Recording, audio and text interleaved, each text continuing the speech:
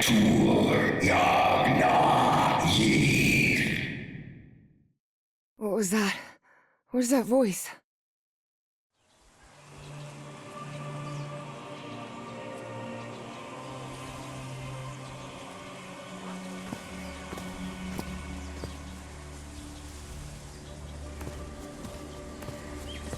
This is the story of a young girl.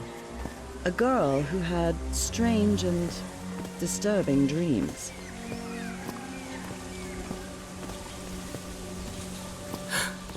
I know this place. I've been here before. This is the ancient stone city amidst the jungle.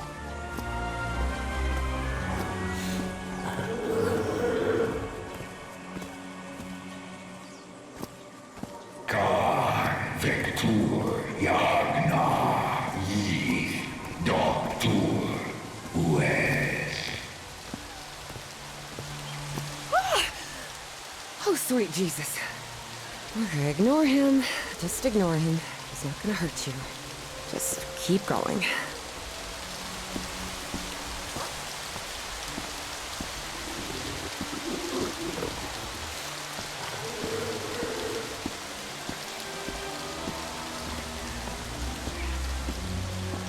This constellation. Where am I? This is not the Earth.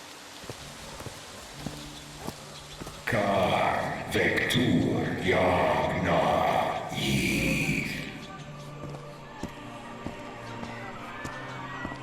Khan Vektur Yagna Yith.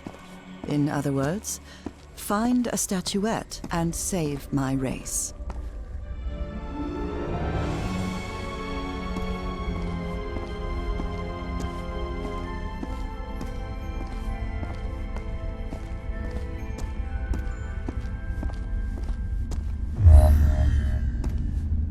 Statuette! Here it is. Finally!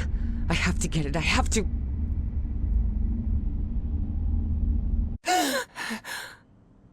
This is the story of Evie Drayton.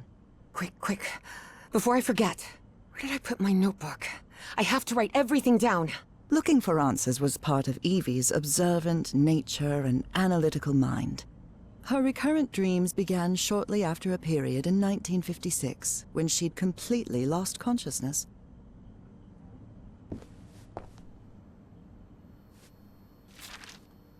Spitsbergen Island and Svalbard. Apparently I researched this area of the Arctic thoroughly during the time I lost consciousness.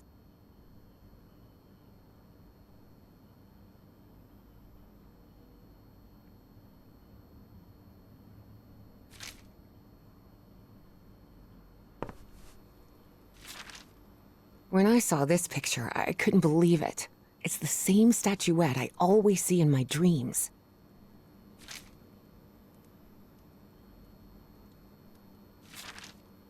Beatrice, along with me, is one of the few ladies studying physics at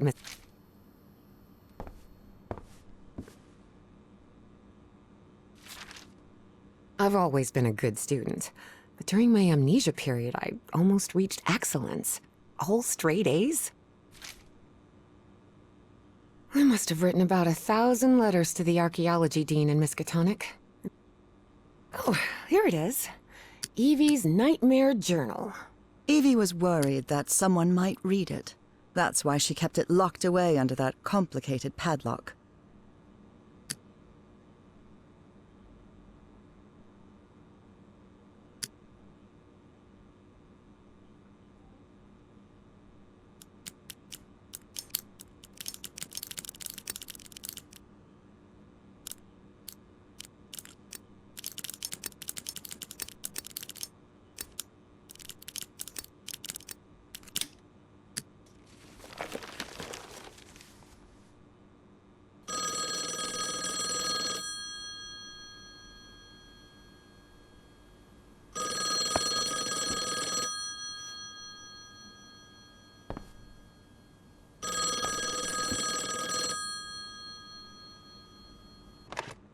Yes, Is this...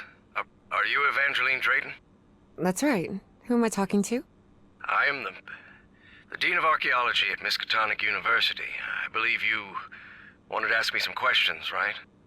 Yes. Yes, of course. It's a pleasure to finally meet you, Professor Meet me today at 6 p.m. at 5 Prospect Road, outside of Boston. Boston? That's almost a 2-hour train ride from Arkham. I thought Do you want to talk or not? Yes, of course. I'll be there. 6 p.m., Prospect Road. See you in a couple of hours, Professor. All right, I should get ready. There's a lot of information here about my strange dreams and my amnesia. I'd better go through it again before I leave. I don't want to miss any questions when I talk to the professor.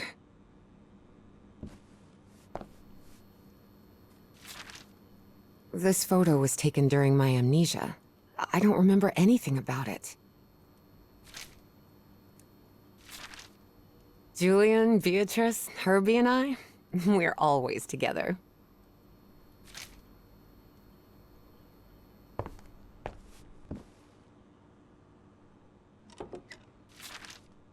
The medical report from my amnesia episode. According to this, I'm as fit as a fiddle.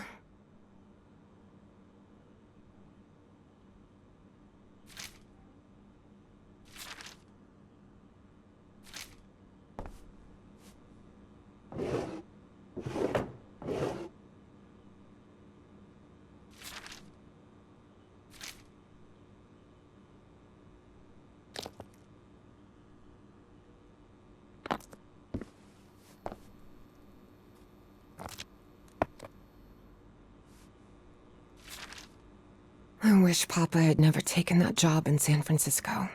He'd still be with us.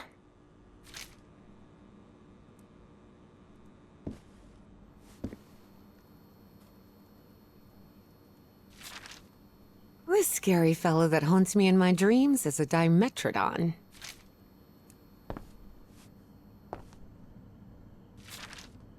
I was lucky to be accepted at Miskatonic. It was one of the first universities in Massachusetts to admit non-white students. I couldn't leave my science fiction book collection in Benoit. Uncle Mo showed me a trick or two when I would help him in the motor shop. Tinkering. Before leaving, Evie asked herself if she had finished gathering all the information in her room.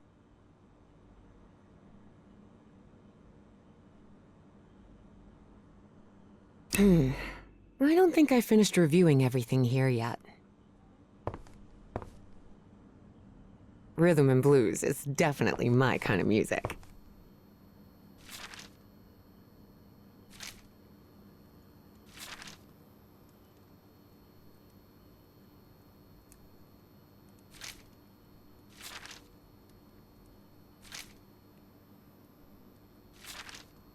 I've searched every astronomy book at the Miskatonic Library, but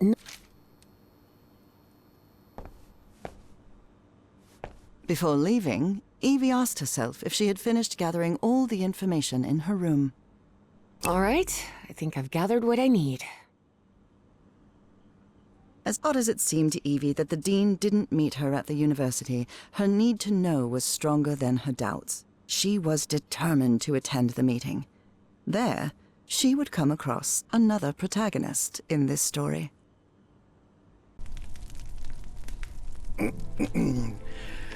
So, you have finally decided to talk to that young lady, Professor. Yes. Acknowledging responsibility for our previous mistakes is vital to moving forward. You've taken a crucial step in... Listen, there's no need for us to talk, Doctor. The only reason I let you into my house is because you insisted it was necessary to prescribe my medication.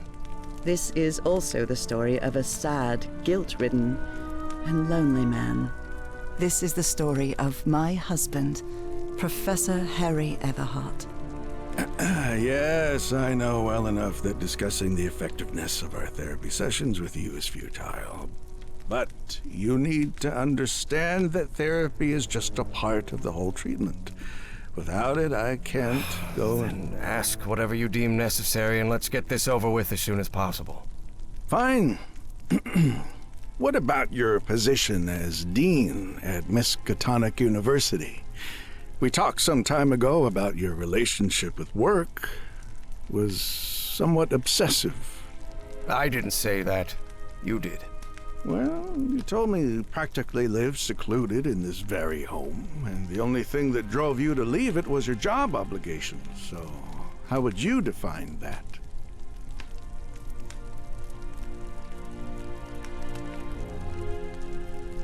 I do what they pay me for.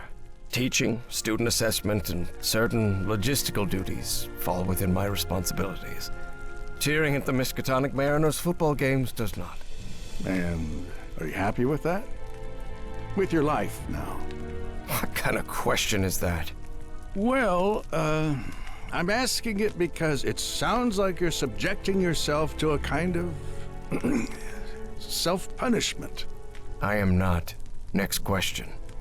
There's another topic you've never wanted to delve into, Professor.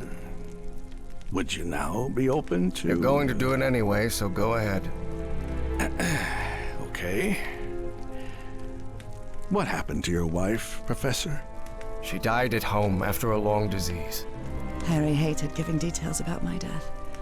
Especially if those details meant talking about a certain expedition, and deaths other than mine. I see. And how do you feel about that and all? What's my wife got to do with all this? You see, the reason I'm asking, Professor, is because when we began therapy, you mentioned visions. Some sort of oily shadows casting themselves on the wall. You mentioned those visions began shortly after whatever happened to your wife. So, tell me, do you still see those shadows, Professor?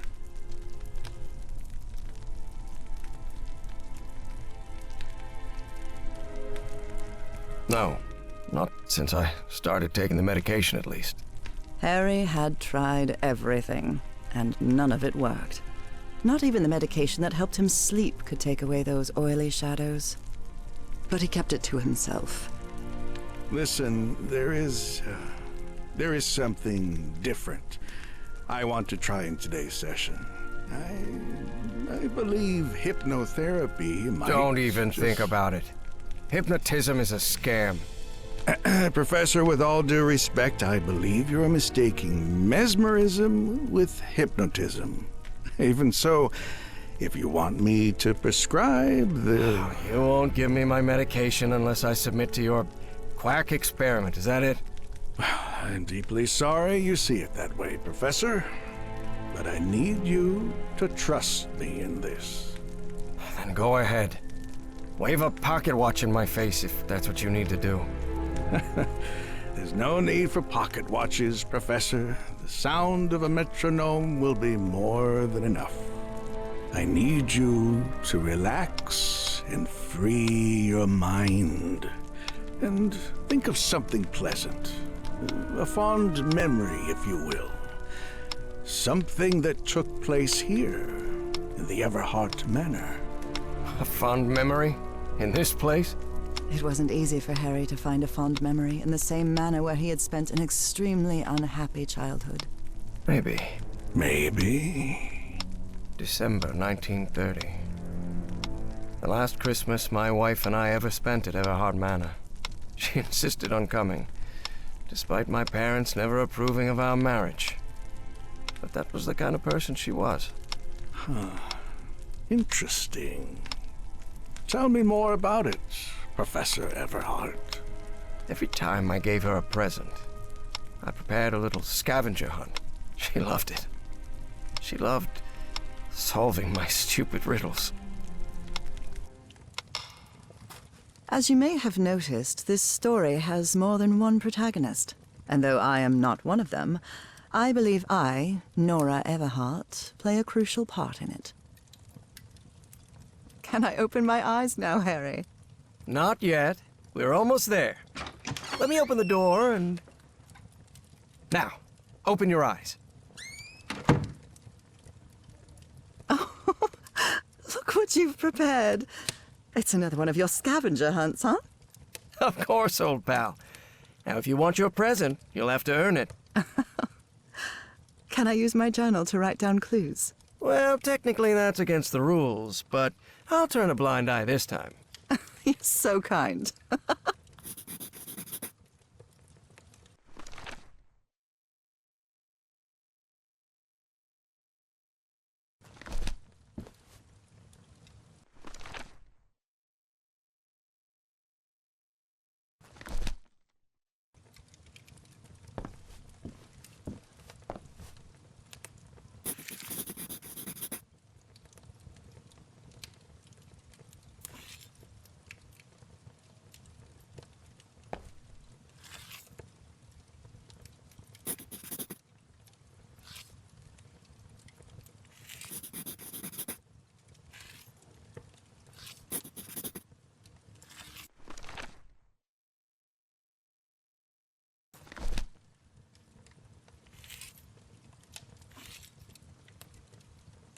Lovely.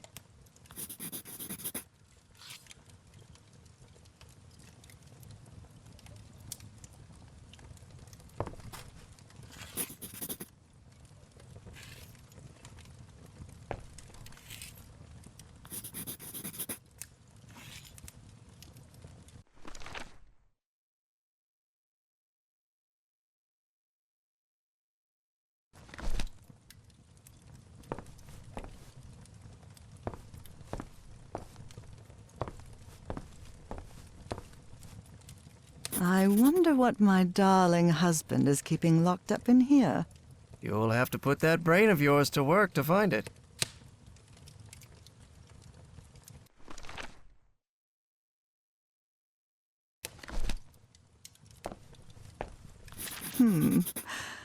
What are you up to now?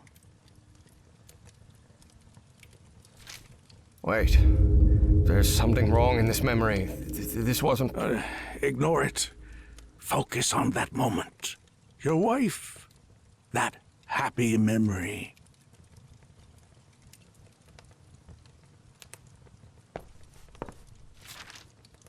Oh, look at your sad little face in this photo. I'm seeing those oily shadows in here. Why am I seeing those shadows? Focus, Professor. Keep remembering.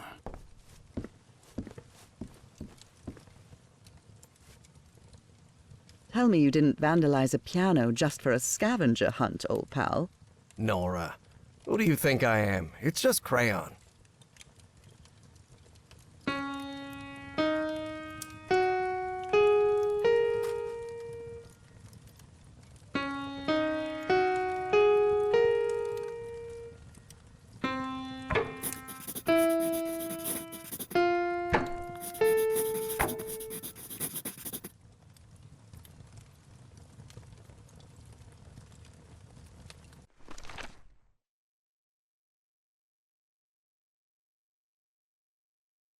This darkness. Everhart Manor. My house is not... Professor, don't drift off. Keep going.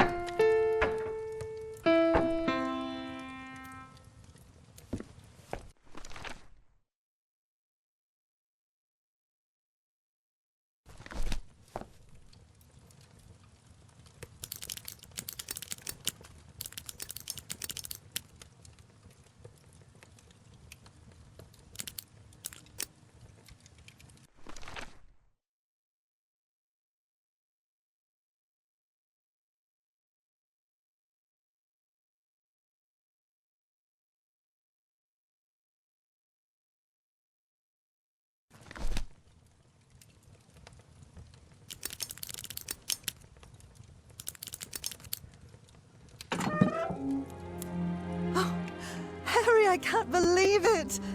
It's that statuette! And it even has a black ooze orb. Just what I wanted for Christmas. No. Wait. What do you mean a statuette? Don't touch it, Nora! Keep going, Professor. It's important. Where is the statuette now?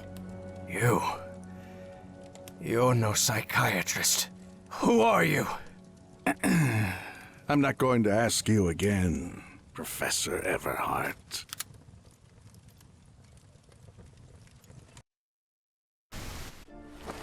Shortly after Harry's peculiar hypnosis session, Evie finally arrived at Everhart Manor.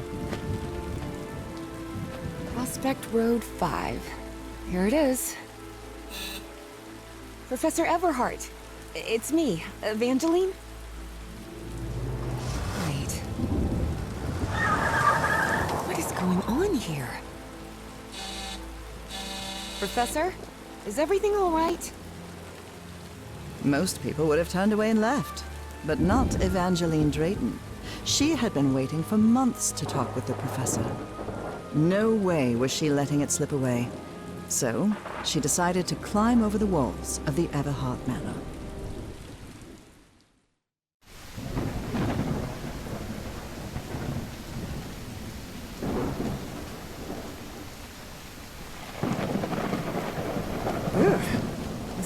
something straight out of Tales from the Crypt.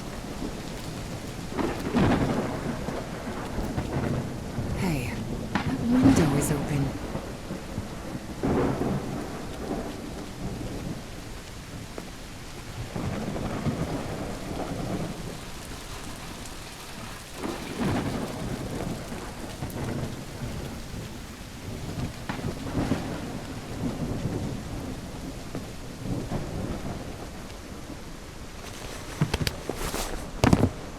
Professor Everhart. It's me, Evangeline.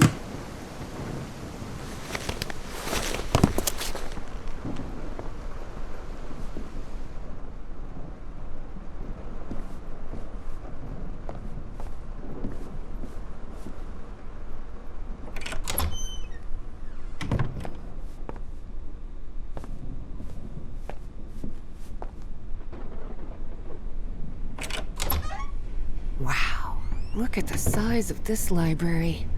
It's almost as big as Miskatonic's. Actually, it wasn't even a third the size of Miskatonic's library, but young people can be terribly impressionable at times.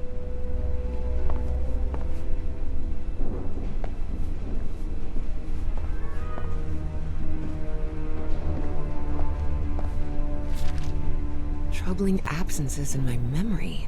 It's exactly how I felt during those 3 months of 1956.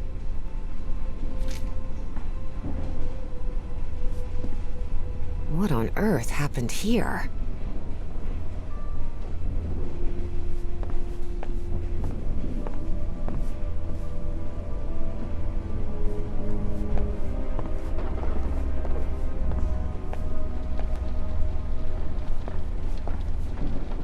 Good thing this skull is fake.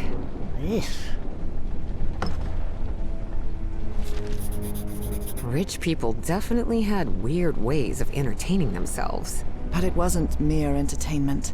Harry's mother's life had long been shaped by tragedy. And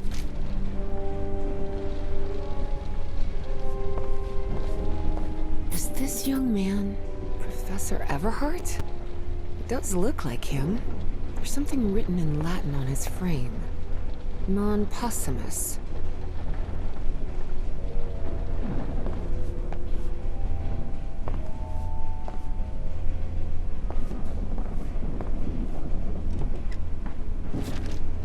Evangeline had never pictured the professor as anything but a hermit.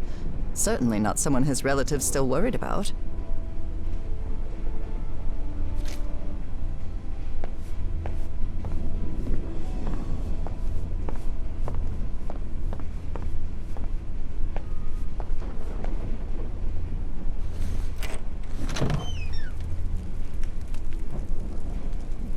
This must be the professor's office.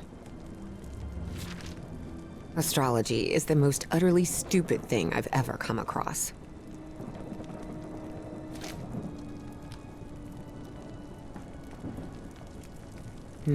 Someone lit the fireplace, but this room is still cold.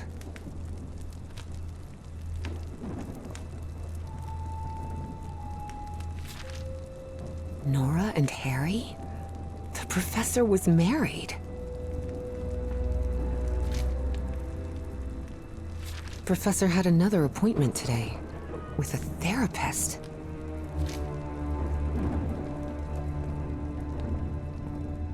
A lapel pin with a rather peculiar emblem. Evie's last remarkable trait was her extraordinary memory, a gift I was never blessed with. So allow me, the narrator of this tale, to be the one taking notes, for the sake of clarity, of course.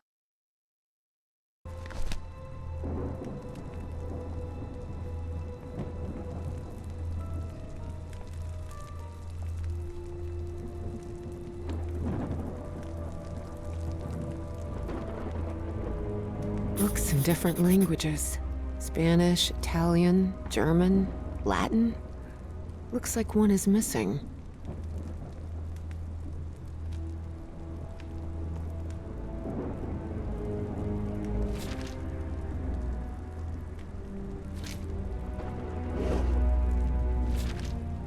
Despite his tone, This Bowen fella doesn't seem particularly friendly.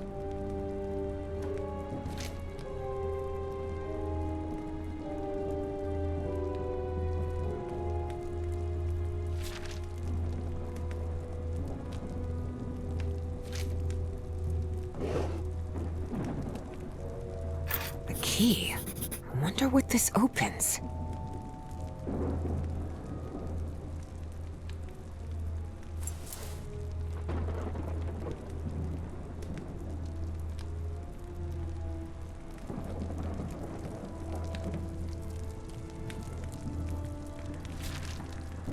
Greenhouse and the mausoleum.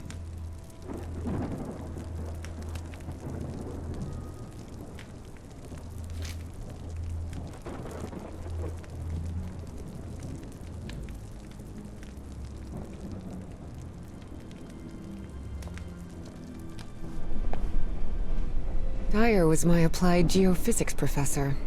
He was very strict. Strange character.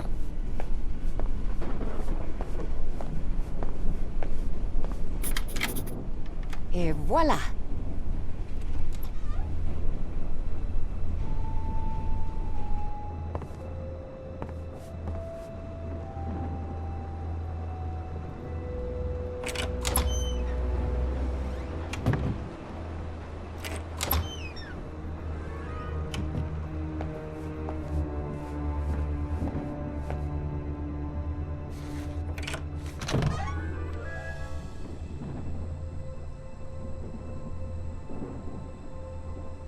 A ripped canvas.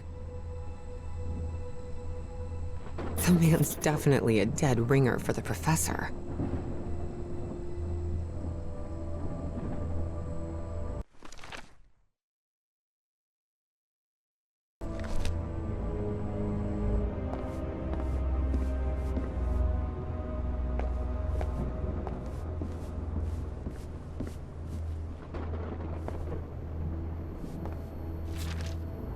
Looks like the professor's father was involved in politics.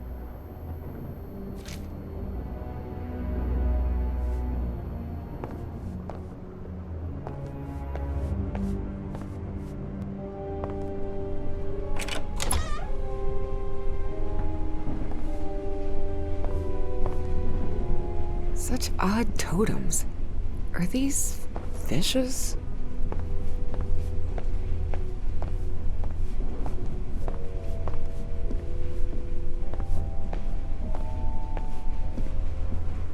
Torn canvas.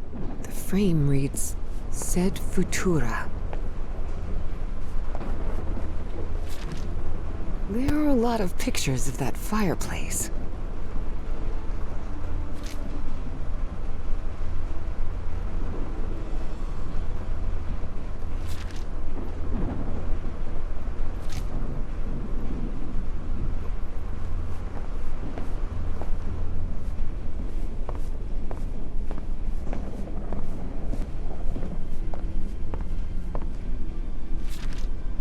So Professor Everhart set on an expedition to the Pacific.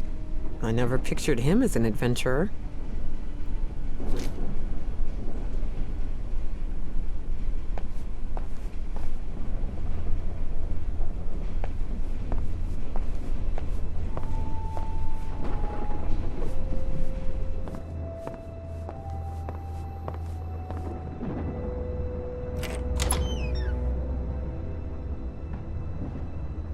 Wow, this room is really depressing. Can't see a thing in here. Better turn my flashlight on. Ah, much better.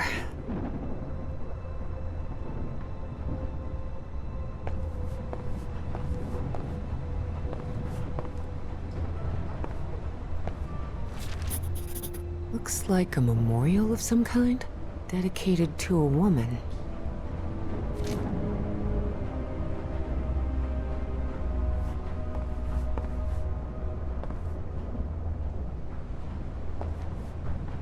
Someone has ripped the canvas.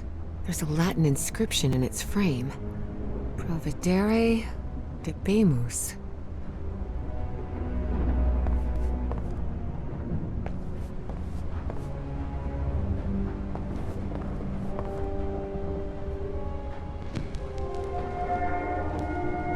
under different circumstances, I might have found this song beautiful.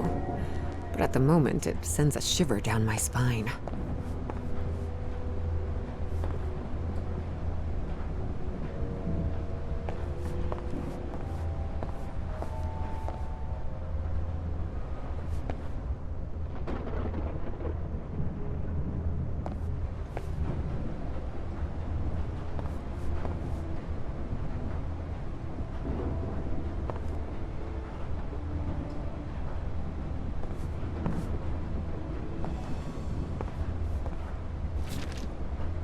Driver's license of a certain Manuel Silva.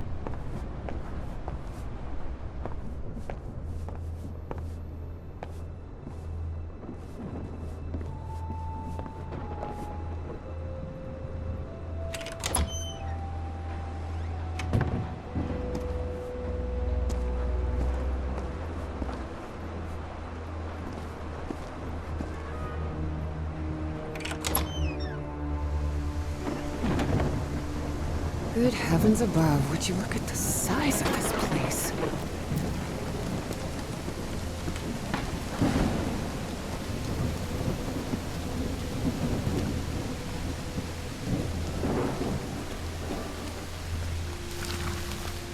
This vase-like thing with a face engraved on it can be rotated. What kind of madhouse does the professor live in?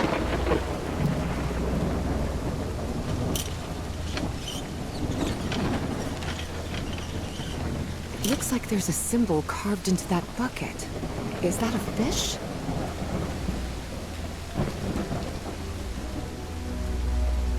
It's raining cats and dogs here.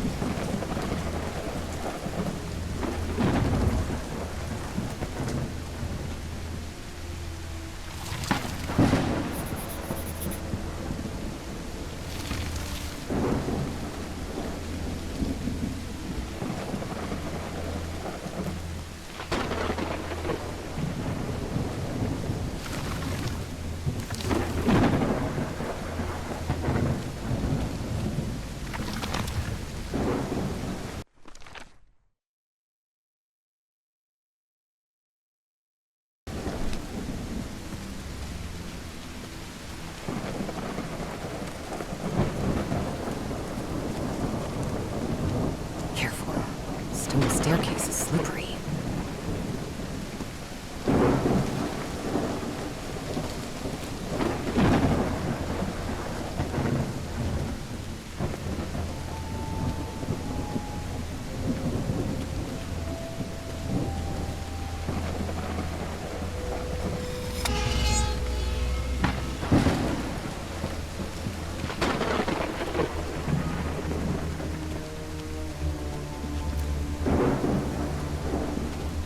No use. It's locked.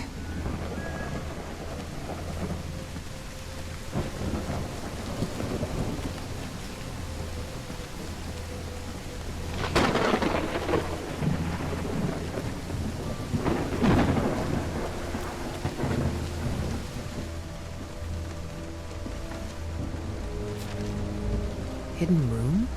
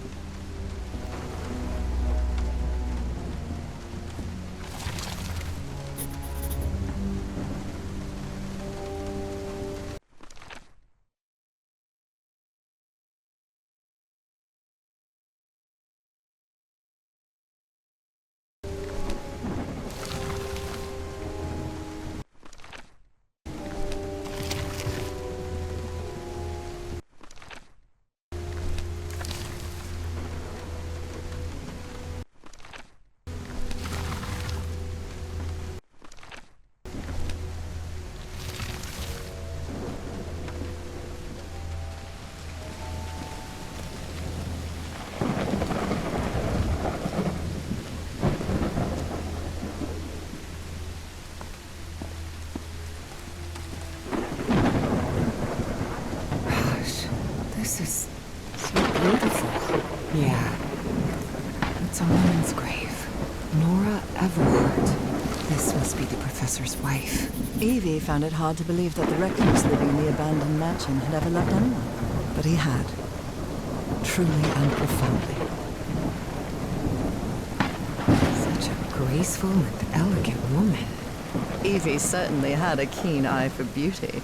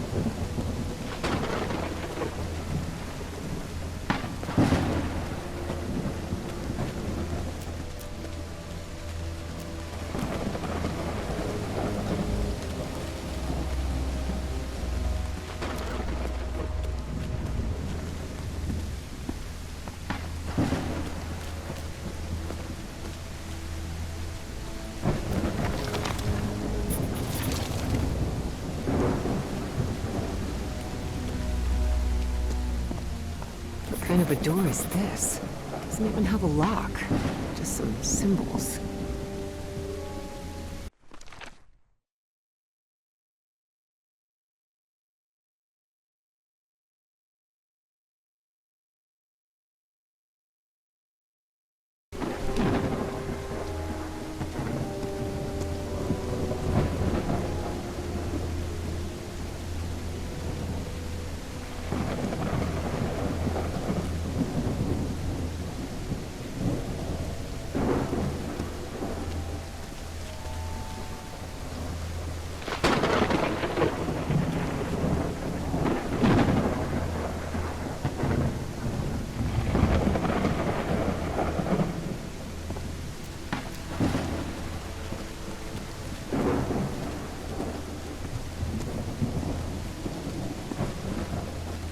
Darn it. This door is locked.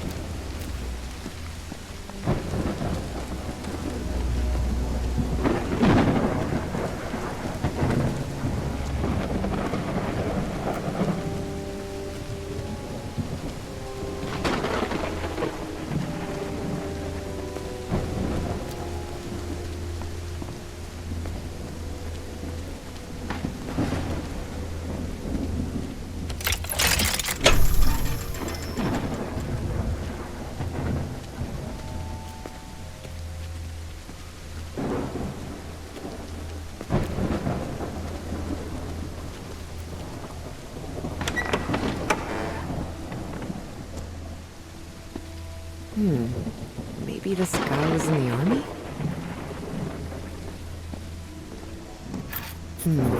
This definitely looks like the greenhouse key. In loving memory of our firstborn son, John Everhart Jr. Oh dear. A dead child. This is simply heartbreaking. The inscription on the frame reads, Praeterita Mutare. Father, husband, and servant of the people. This must have been... Harry rarely spoke of his brother John, mostly because he had never known him. The boy had died years before Harry was born. Still, he believed that tragic incident had played a critical part in his mother's obsession with the occult. Excellent.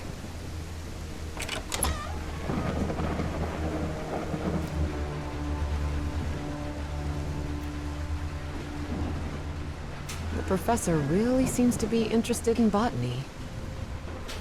It appears to be a Spanish edition of the science fiction novel The Future Eve. I'll keep it, just in case.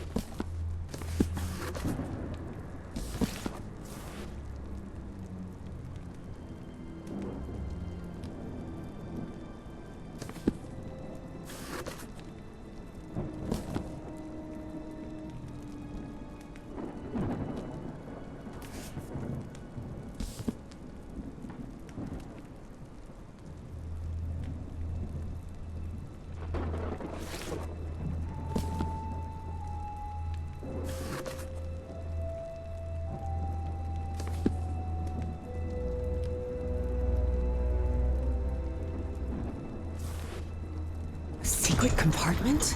Evie had never been good with languages, least of all a dead one like Latin.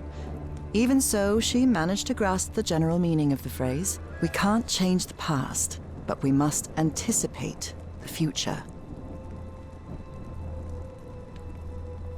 Looks like a music box of some sort.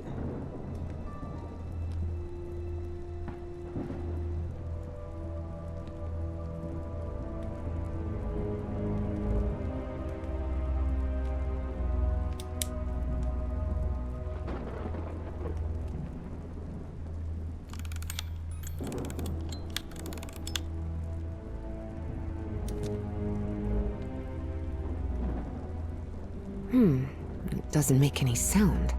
Maybe it's broken.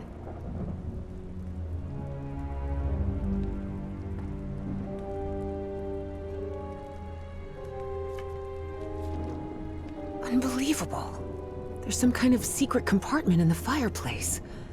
Feels like a mystery novel.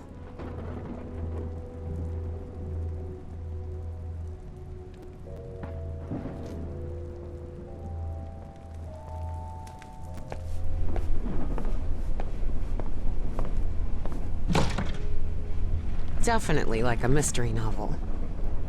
Ooh, I guess I need to go see what's down there.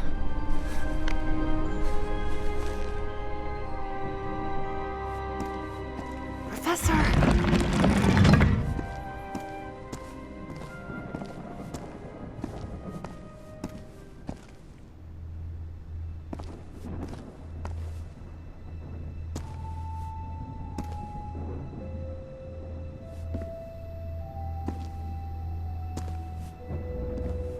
The statuette's broken.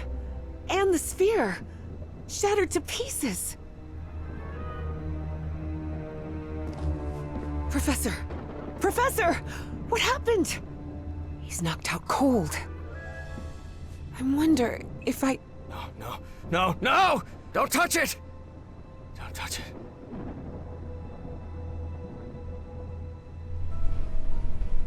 Introductions between strangers are always a bit awkward. But in Evie and Harry's case, things were even more uncomfortable, due to the unusual circumstances under which they had met. How are you feeling, Professor? Considering I was assaulted, knocked unconscious, and someone tried to rob me in my own home, I suppose not all that well. Evie didn't know where to start. So, she took the most formal approach. We haven't been properly introduced. I know who you are, Miss Drayton. We had an appointment today. And I can also imagine what it is you want to talk to me about. Evie was taken aback. He knew? So Professor Everhart had read her letters after all? I suppose you have some questions for me, so go ahead. What is, or was, that statuette? You haven't touched any of the pieces of it, have you? No. You made that very clear. Good. Because that black orb is made of... Harry thought of telling her the orb contained the blood of an elder god that came from beyond time and space. But he chose not to frighten Evie for now. a very dangerous substance.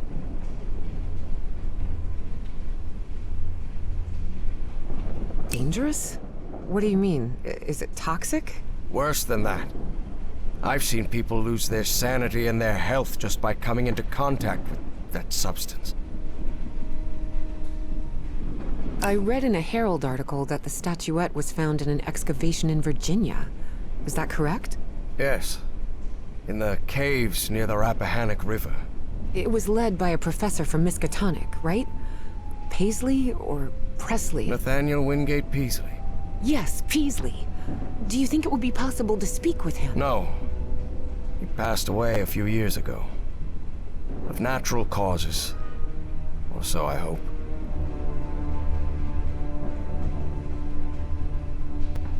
Who's responsible for all this? For the robbery? Dr. Frog in the throat. Who? My psychiatrist. Or so I thought. I never should have brought him here. I've been too careless.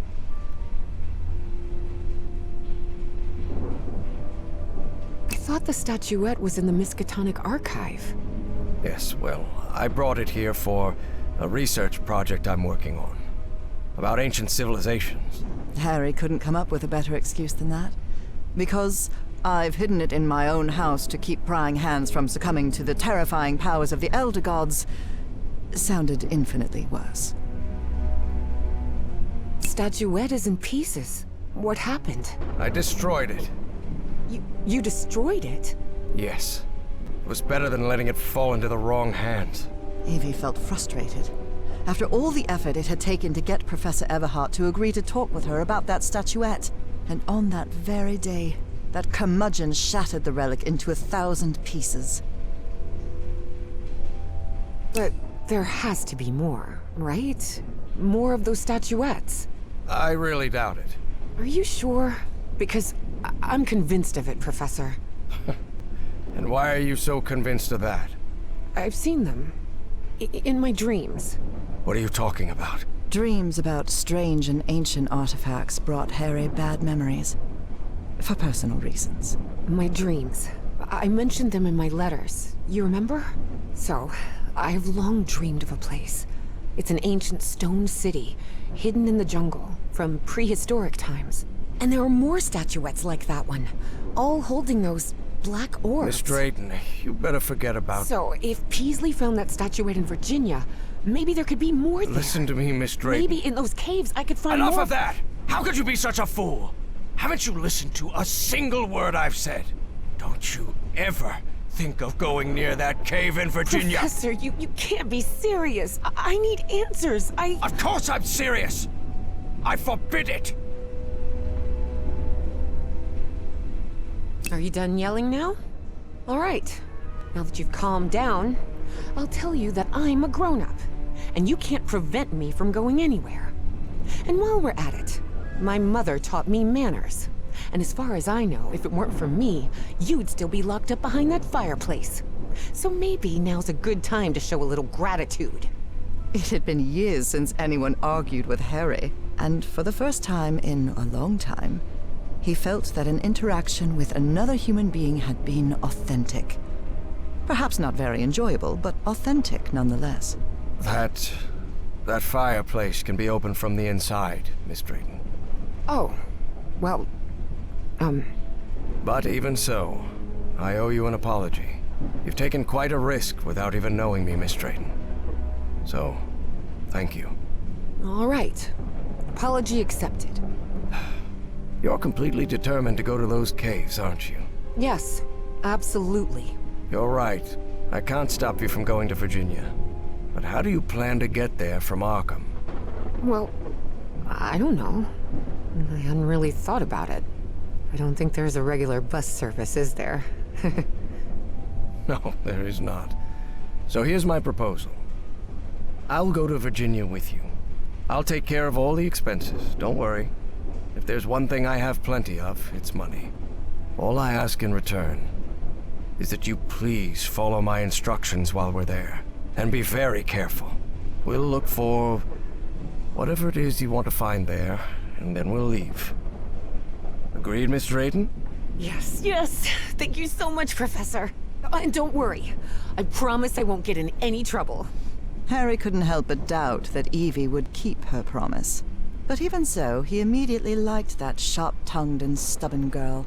Which made sense. Harry had been a good friend of Evie's father, after all.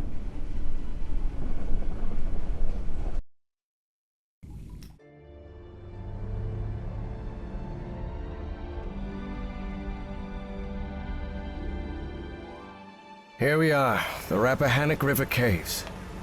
But this place is closed off. It is indeed. Apparently one of the excavation members died in there. An archaeologist named John Teague. That's why the government shut down the dig shortly after the statuette was found. Wait, so what we're doing here is illegal? If I told you that we were trespassing, would that stop you from going in, Miss Drayton? Nah, not really. Then go ahead, please. Here, take one. We'll use these to stay in touch. Apparently, the cave branches off into countless tunnels, forming a maze where it's easy to get lost. So watch your step, because the... Ah! Evangeline!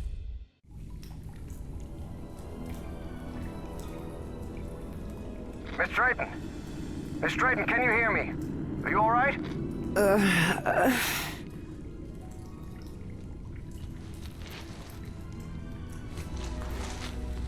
Yeah, I think so.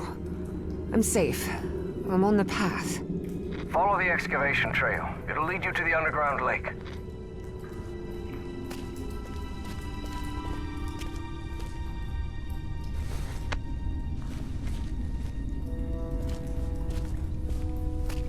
A lake? In here? Yes.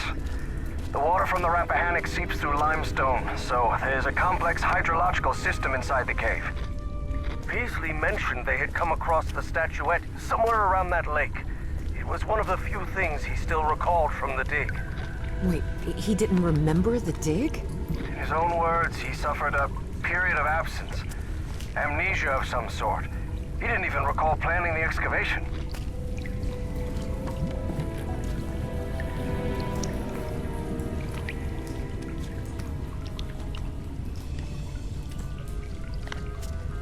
Professor, you won't believe this, but I had amnesia too. I don't remember anything from September to November of last year. When I came to, I was surrounded by books and articles about a place in Norway called Spitsbergen. Spitsbergen? Isn't that near the Arctic Circle? Professor? Professor! Do you hear me?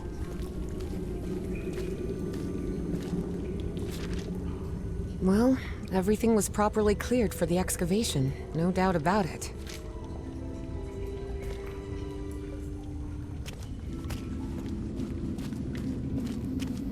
Wow. What is this place? Miss Drayton, over here. I'm here. I'm glad to see you. I thought you'd gotten lost. Are you all right? Yes, thank you. You weren't lying about those tunnels. Have you found anything, Professor? This mural. Come take a look at it.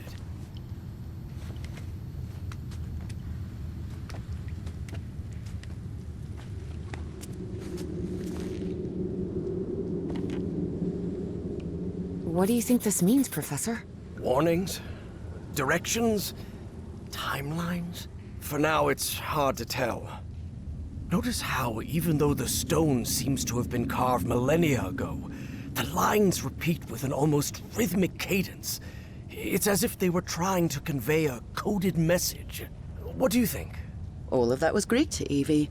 Her world was equations and laboratory experiments, not decoding ancient languages.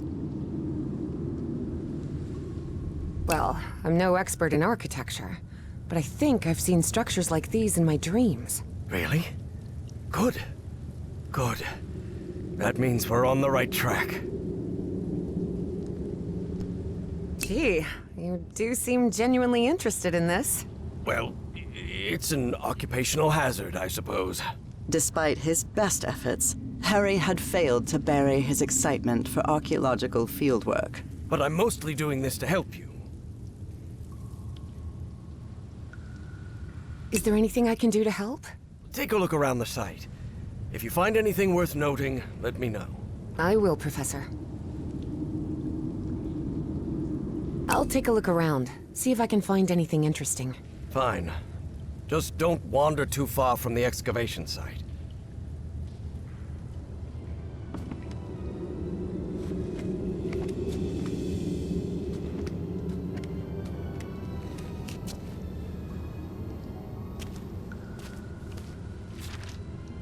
Huh. The wording here is peculiar, to say the least. Though Evie chose not to mention that report, it gave her a clear sense of the danger posed by the black ooze. I would have liked to speak with this man's father. Truth is, Evie would not have liked that one bit. Nathaniel Peasley had always been a brooding, reserved man.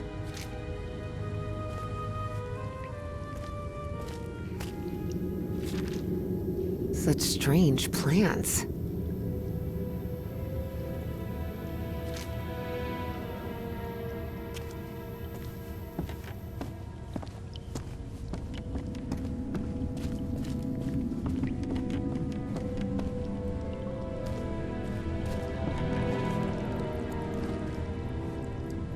There's some kind of stone dumbwaiter here. What? A dumbwaiter?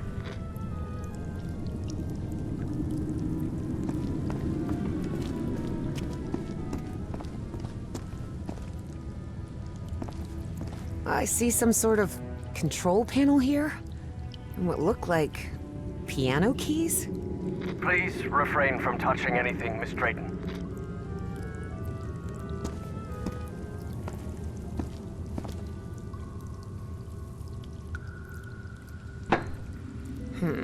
No, this isn't working.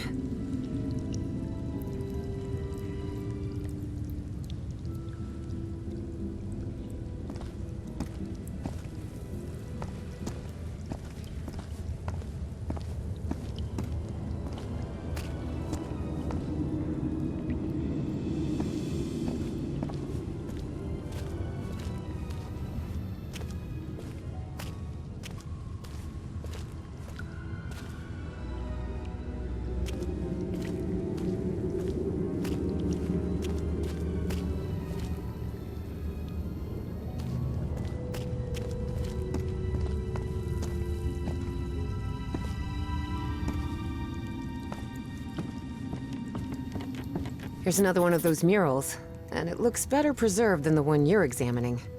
Excellent. When I'm finished with this one, I'll come take a look.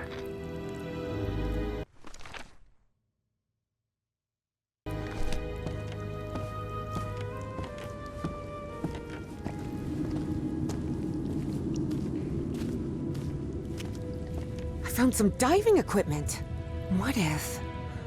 What if Peasley didn't find that statuette near the lake, but rather beneath the lake? You're not thinking what I believe you're thinking, Miss Drayton.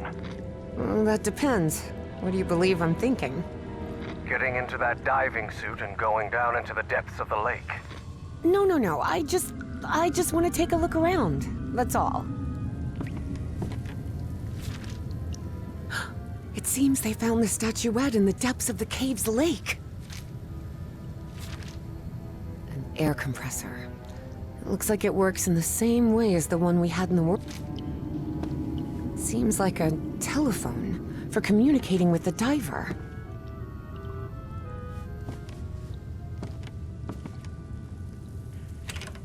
The wiring in this place doesn't look too tricky. I think I could get it running again. They're teaching physics majors to repair junk now? Hardly. My Uncle Mo showed me the ropes. He and my dad had a workshop back in Benoit. Even so, try not to touch anything, please.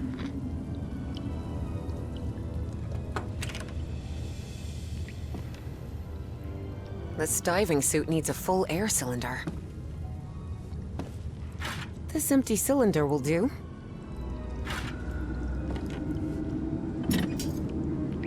Ah, darn it. This machine doesn't seem to be working.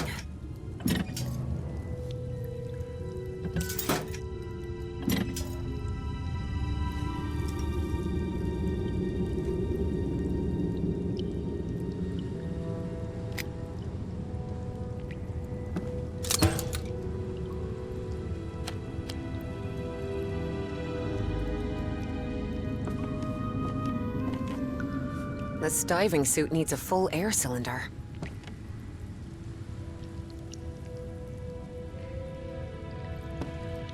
Ugh, the diving platform isn't getting any power. What did you expect? The expedition wrapped up nearly 10 years ago. Nothing will be working after all this time. Still, best not to mess with it. Ah, darn it. This machine doesn't seem to be working. Ah, darn it. This machine doesn't seem to be working. Ah, darn it. This machine doesn't seem to be working.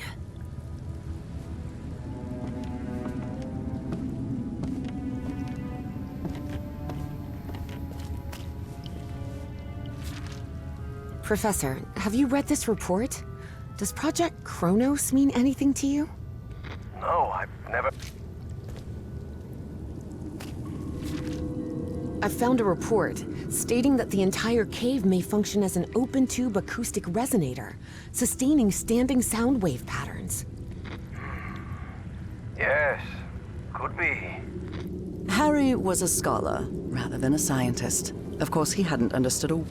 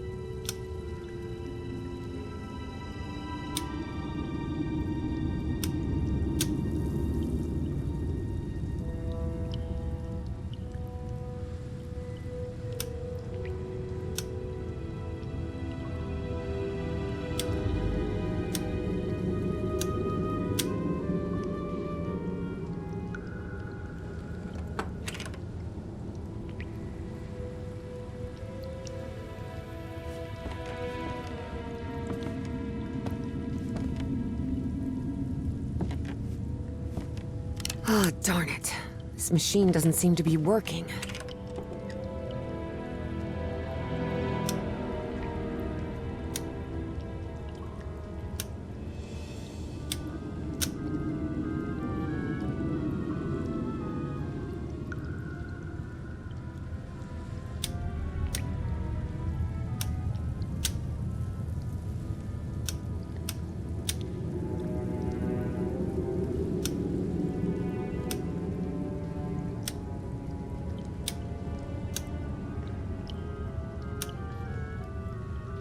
Now it's working.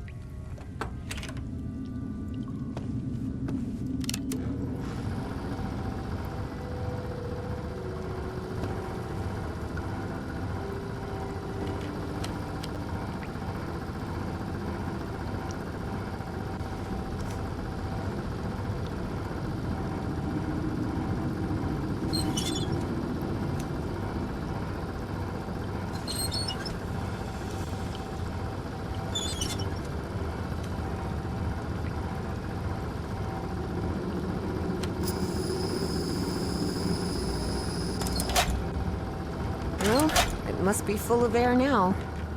You won't believe it, but I managed to get the whole diving system working. The suit is ready to— What?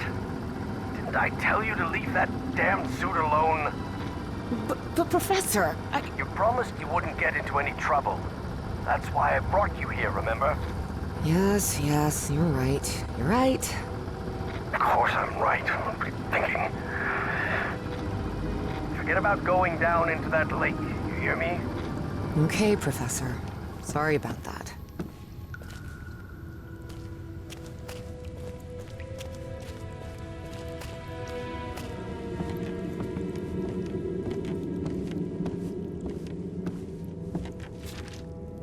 "10 feet? I wonder why these structures were so colossal."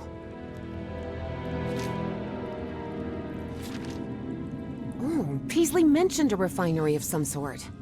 A refinery? In here?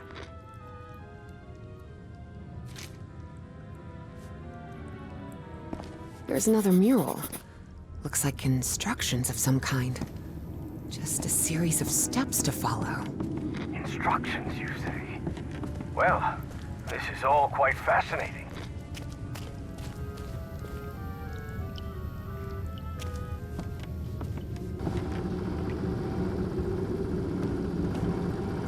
Evie knew perfectly well that going down into the depths of the lake was not only dangerous, it was reckless. Besides, she had given the professor her word. So she asked herself if she really wanted to go down there. And the answer, of course, was yes. Professor, can you hear me? I'm sorry, but I'm going down. What? Are you out of your mind? Don't do it! You're going to... I have to go, Professor. I'm sorry.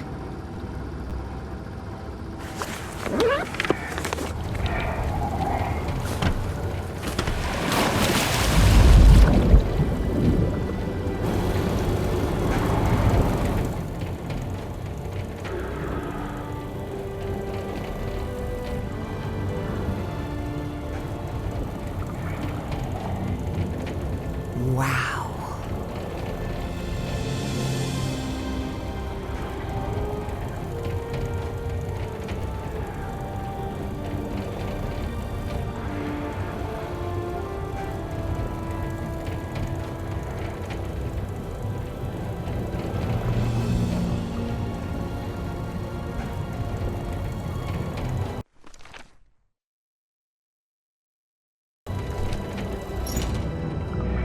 Evangeline? Evangeline! Can you hear me? Yep, I'm here, Professor. How could you go down there on your own? That was utterly reckless. Don't you realize the danger you're in? Come back up right now! Please calm down. It's all right. I just want to take a look down here.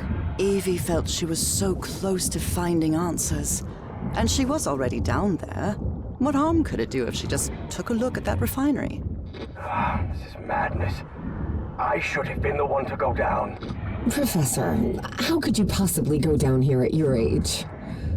What do you mean at my age? I'm only 67. Oh, I'm sorry. I thought you were like 80? Harry found himself thinking he might have let himself go too much. 80 years old? Really? Oh, must be the beard. Tell me what you see, please. It's hard to put into words. I never imagined an underwater cave could hold so much beauty.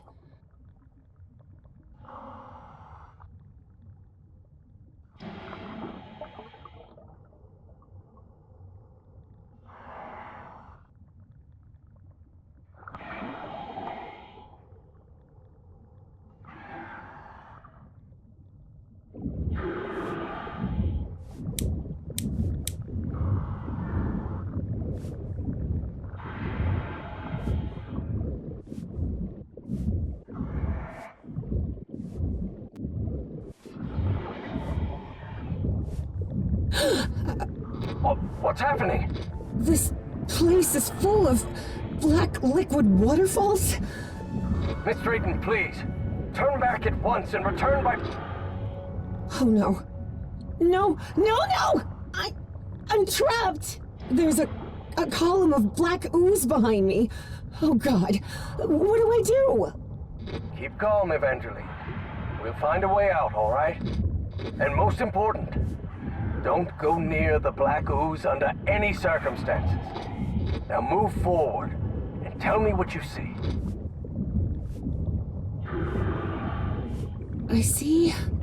I see a ladder. Someone from the excavation must have made it this far. Climb it. The farther you are from the black ooze, the better.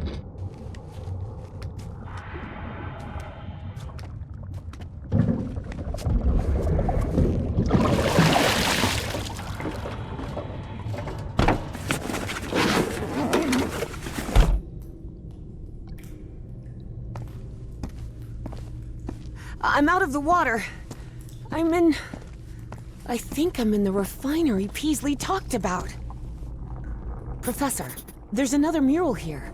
Looks like a creature carrying the statue. I don't know if I can actually do anything here. The whole chamber looks dead. We were wrong about the statuettes, Professor. They're not ritual or ornamental objects. They're just energy containers, like a car battery.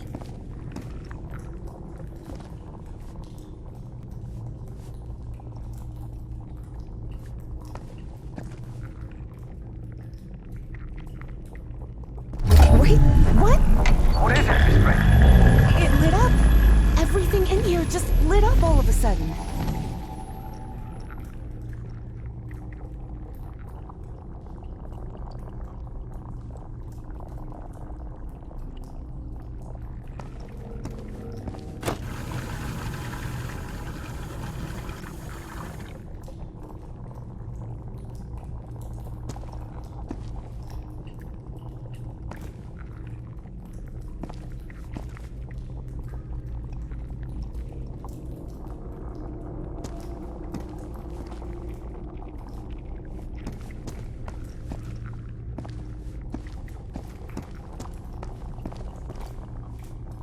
I'll try to redirect the black ooze upward. Fine, but please be careful. Don't worry. This isn't so different from the fluids lab back at Miskatonic.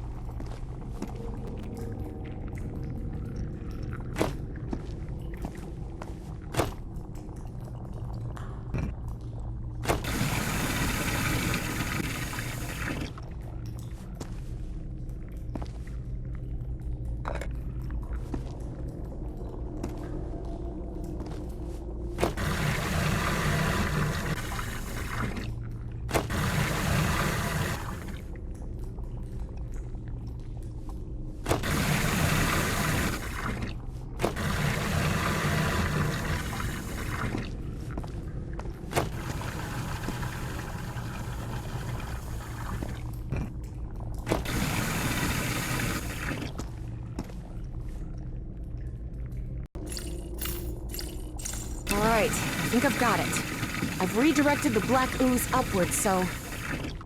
Yes. Something's happening up here. Let me take a look.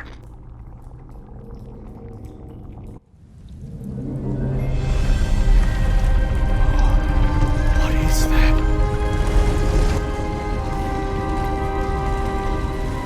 Harry's fascination was growing. Here he had living proof of an ancient civilization with technology beyond anything he had ever seen.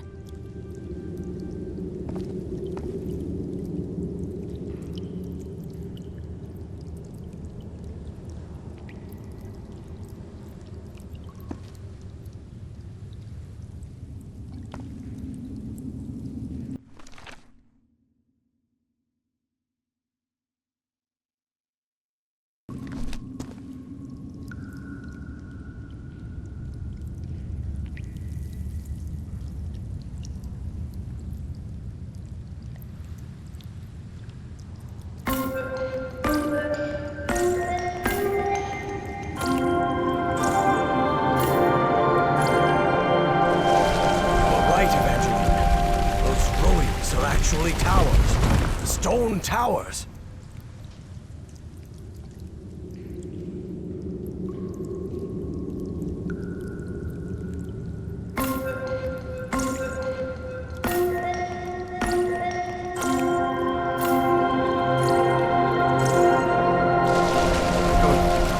I've rotated the tower to the right.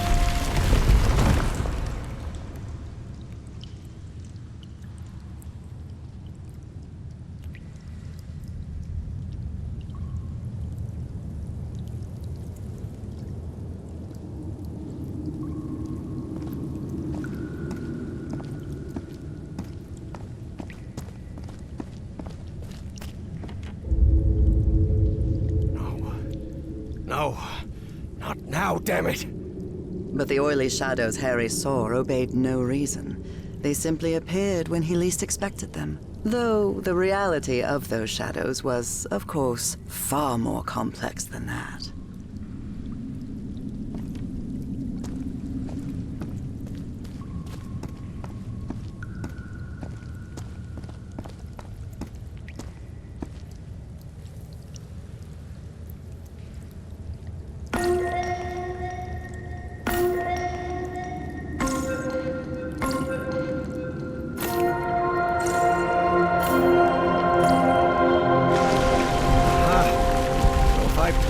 In reversal, will trigger the opposite effect.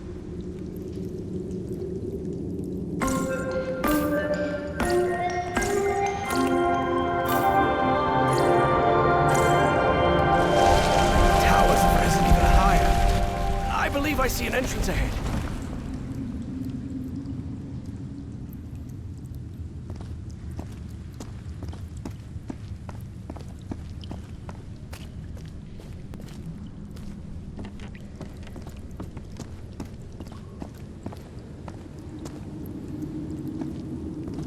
What does this mean?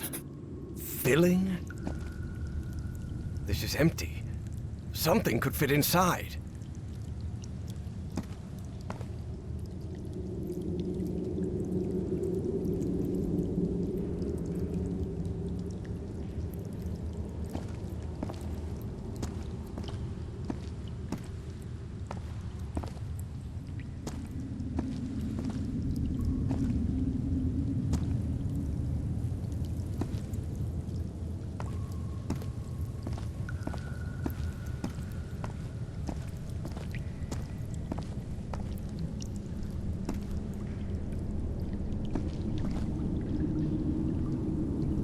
Oh my.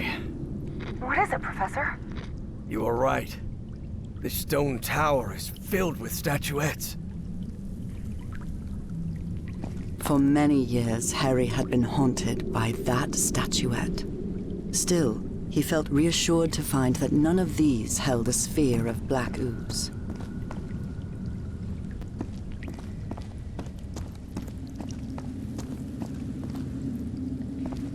The statuette fits perfectly.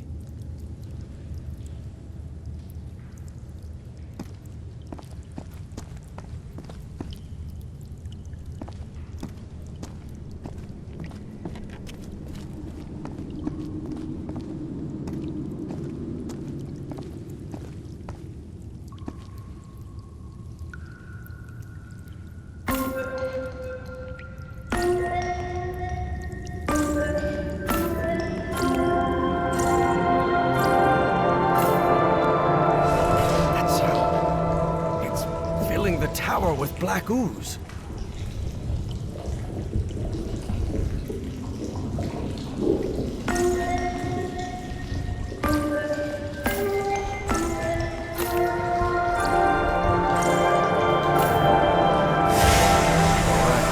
I think it's heating up. That purple hue. Yes, it should be complete now.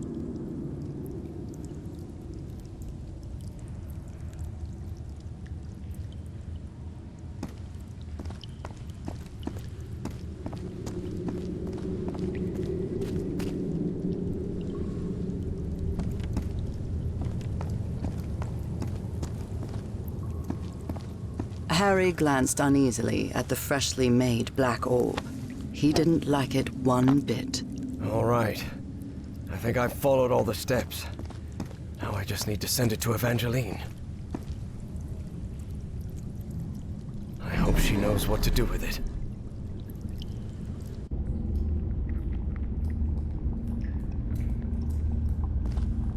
Evie finally held the statuette in her hands, and at once she felt disappointed. Yes, the statuettes were containers of energy, but did that explain her dreams?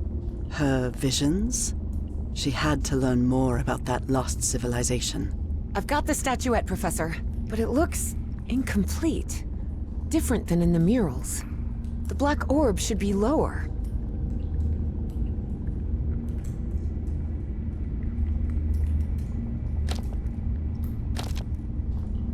Now it looks right.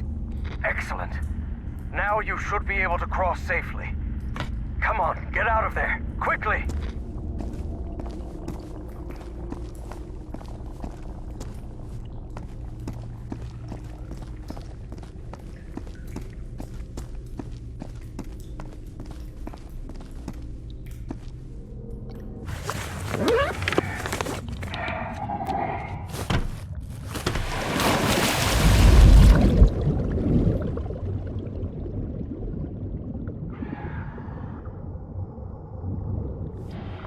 Can you...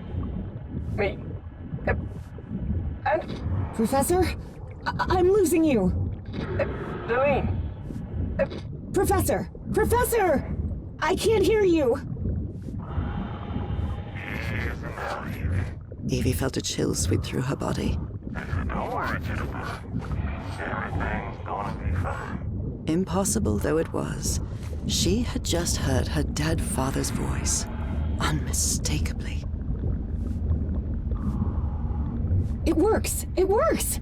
The path is open! Evangeline? I can hear you now. Oh, good. Glad you're back, Professor. I'll be waiting for you here. Once you're out, we'll return to... What the... Professor?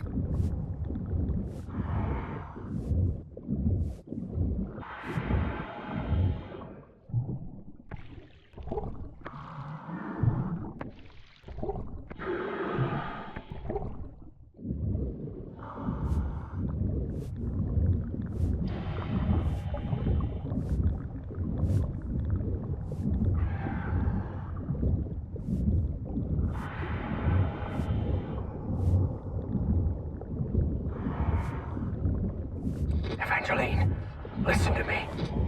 There's someone else here. What do you mean, someone else? Stay down there until I tell you to... Professor? Professor! Evie lingered in the dark waters of the cave, waiting for the professor's signal. A signal that never came. Even so, prudent as she was in waiting, her air supply wouldn't last forever. So when all the noise above finally ceased, she decided to come up. Professor! Professor, I finally have it! I have the statue... Well, this is interesting. You're going to have to come with us, Miss Drayton.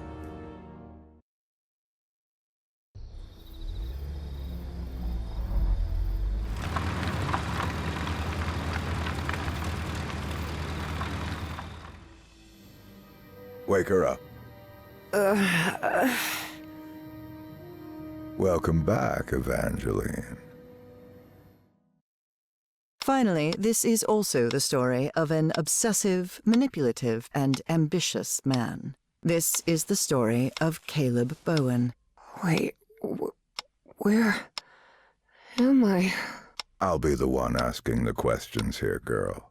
My name is Caleb Bowen. I work for the United States government. Bowen often made that claim, though it was at best a half-truth. Sure, he'd worked for the government once, but that was a long time ago, and he'd been running solo for years. Do you realize that you trespassed on a site closed off by the United States government? And more importantly, that you were seen in the company of Professor Harrison Everhart. You may not know this, but Everhart is a subversive individual. We suspect he may be working for the communists. Bowen kept lying. He knew Harry could be many things, but a communist was definitely not one of them.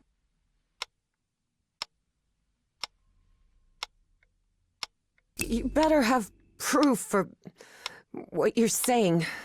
You are in no position to demand anything, girl. But even so, I'll show you who Professor Everhart really is. Your father's name was Franklin Drayton. He and his brother Moses ran a workshop in Benoit, Mississippi called Drayton Motors. He died in a work accident in San Francisco in 1934. Is that correct? You've been investigating me? What kind of... Shut up and listen to what I have to say. Do you recognize anyone besides your father in this photograph? Wait, is that Professor Everhart? Oh, correct. Everhart led an expedition to the Pacific in 1934. Your father was part of that expedition. That was the only truth Bowen told during his conversation with Evangeline. Your father didn't die in San Francisco, Miss Drayton. He died in excruciating agony, alone and abandoned, on an island in the Pacific, and all because of Professor Everhart. I bet he never told you that, did he? In fact, every member of the Everhart expedition died or disappeared under mysterious circumstances. Even the professor's wife, whose strange illness was the impetus for the expedition, died under equally mysterious circumstances. I didn't die under mysterious circumstances. I died in our bed, holding Harry's hand. But Bowen had no interest in telling that part. How can you possibly know that? One of my associates was part of that expedition. She also perished, though not before informing us of what had happened. Evie was in shock and full of doubt. The professor was a withdrawn and sullen individual and, frankly, really hard to deal with, but could he also be responsible for her father's death? Despite her doubts, she kept silent, and wisely so. She still didn't trust this Bowen fella, regardless of his claim that he worked for the government. Now you know the kind of person you've gotten involved with, Evangeline. And the kind of trouble you're in. I have a few questions for you. For your own good, I suggest you cooperate. That platform beneath the lake in the Rappahannock River caves, how did you manage to activate it?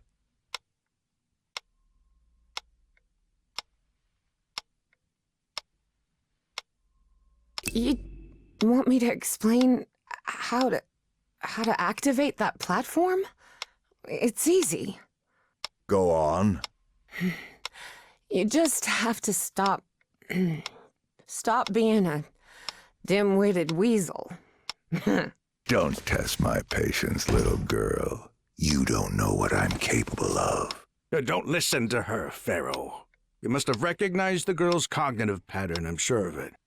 She even mentioned a period of amnesia, just like Peasley. I hope you're right. Evangeline had not the slightest idea what those two men were talking about. Next question. You said a word while you were asleep. Narcotis. Do you know what that means?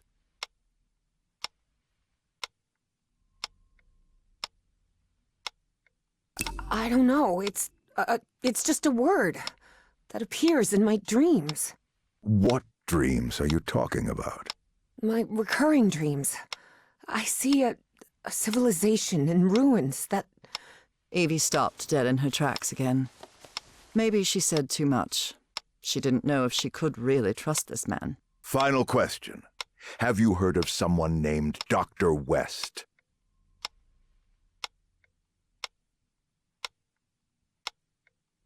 I think he's a professor from Miskatonic. That's impossible. A human name in a manuscript written by... Caleb fell silent. He had almost revealed too much. This is a waste of time, Pharaoh. It's obvious the girl is hiding something, but there are more effective and less traumatic ways of getting that information. You're right. Proceed.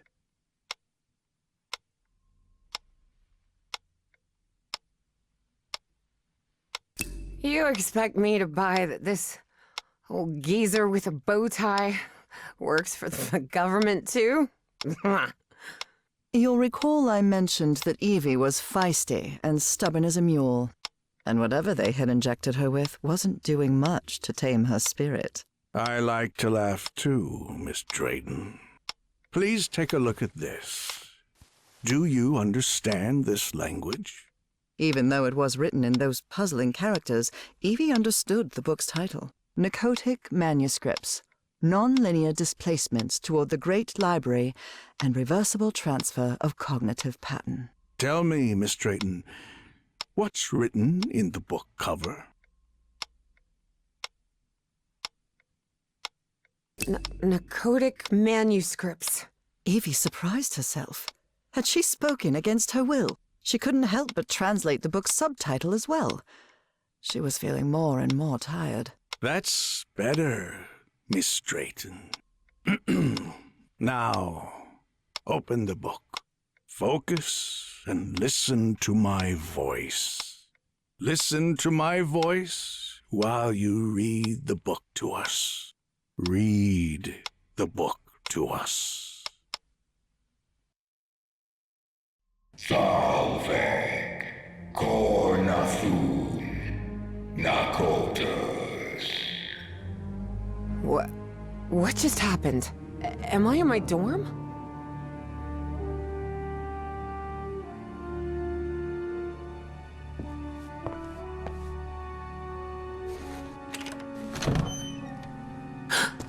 Oh no, Evie was not in her dorm room. Not at all. Hey! Over here! Evangeline! Hey. How are things, kid? Papa! Papa! But it can't be! You're alive? Oh, of course I am, darling. But you have to find a way. That was not her father, of course. You must reach Nakotas.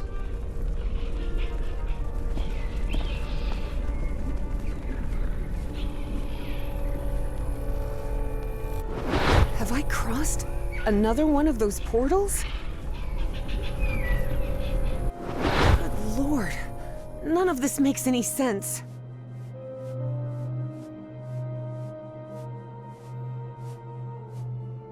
This is weird. Really weird. Salve, Kornathun, Nakotas.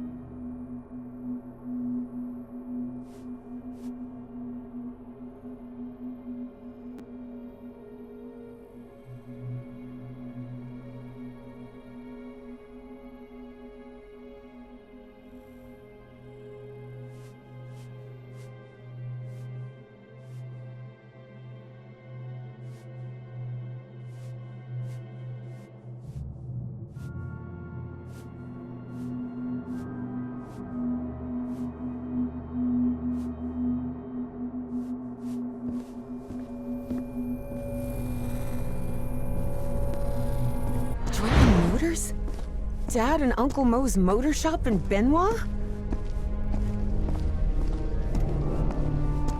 Moses, we're running out of money. If we don't get some cash soon, we'll have to shut the shop down. Yeah, well, that's easy for you to say. I've got a daughter to provide for.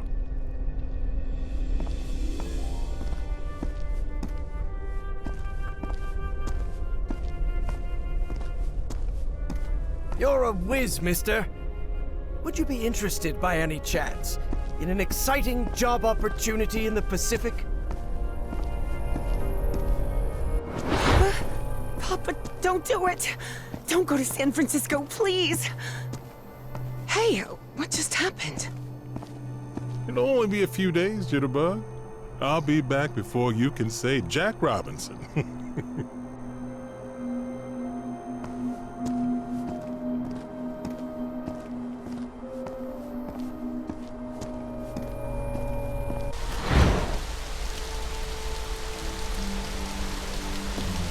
Drayton is dead, but it doesn't matter.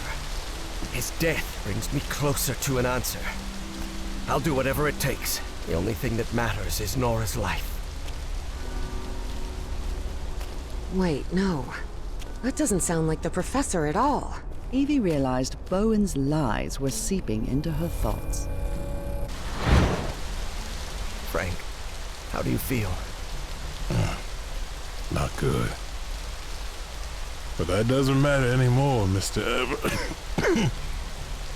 Harry. Just listen to me. Get off this cursed island. You'll find nothing here but death. Go back home. Spend what time you've got left with your wife. And there's another thing I want to ask of you.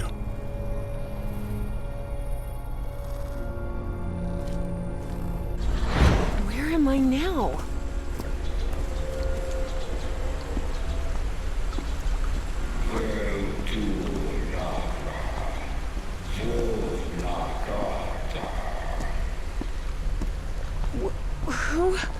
Who are you?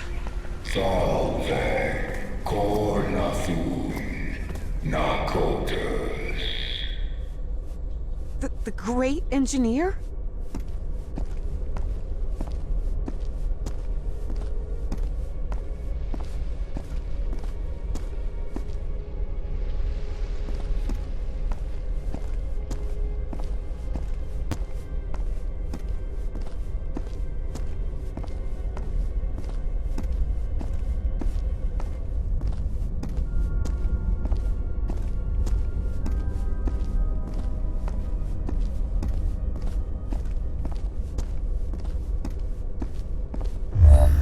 Salve Cornathun Nakotas.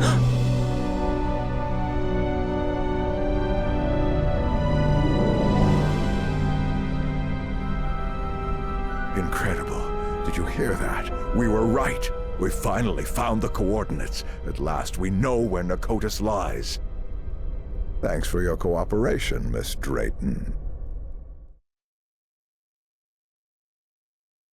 About an hour after Evangeline had her otherworldly vision, Finally, I'm inside. Harry snuck into the same building where she was being kept captive. He had been there many years ago, when he was seeking funding for the Everhart expedition. Miss Drayton, are you there? What on earth? Harry had always suspected that the Starry Wisdom was something far more sinister than a simple astronomical society. And as soon as he stepped into their inner sanctum, his worst fears were confirmed. Egyptian hieroglyphs?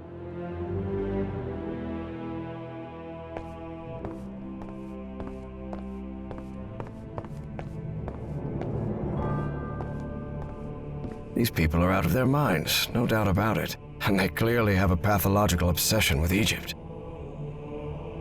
There's a pyramid in the center of this chamber. I wonder if...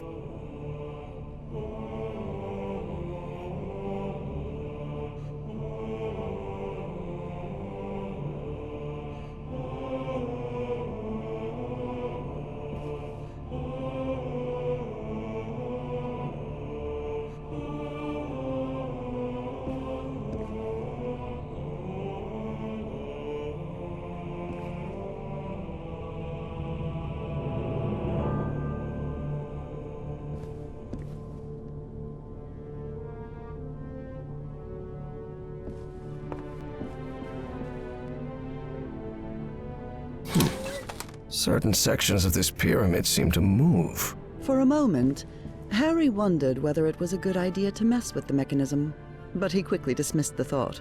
Even if it meant alerting someone, he had to find Evangeline and get out of there.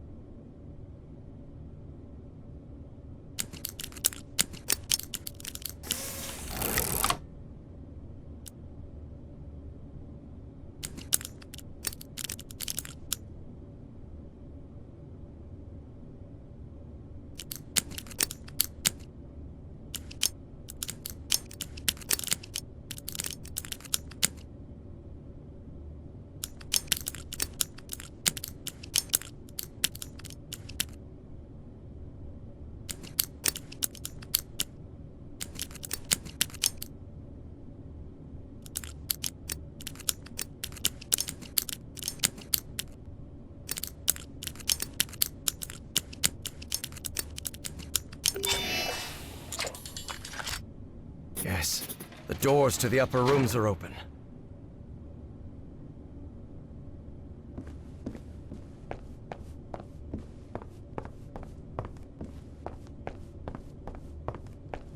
This looks like an astronomer's office.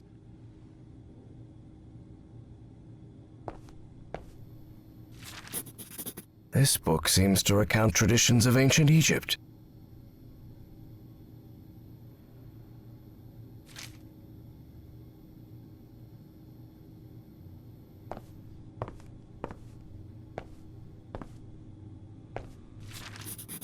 So these freaks have masks, code names, and hieroglyphs assigned to each of them.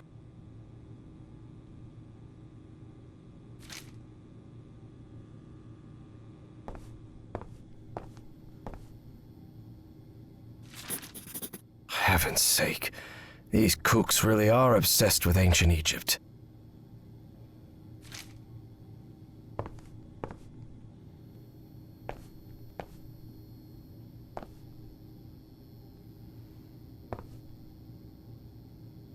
different constellations. It would take a good eye to locate all of them in the night sky.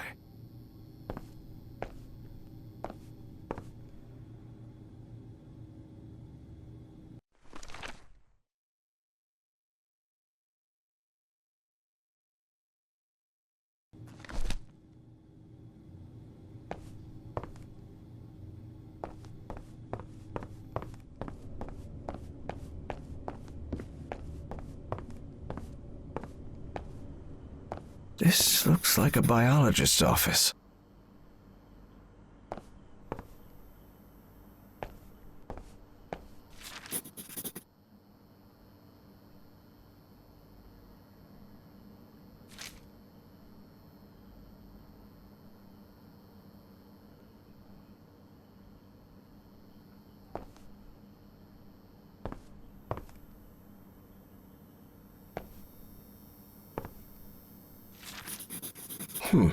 They rotated the positions. What does that mean?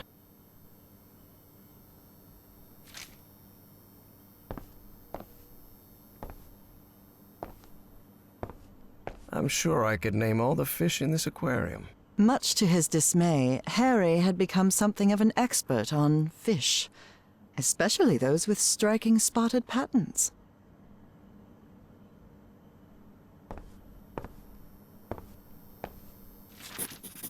Looks like even kooky cultists have a love life. Who would have thought?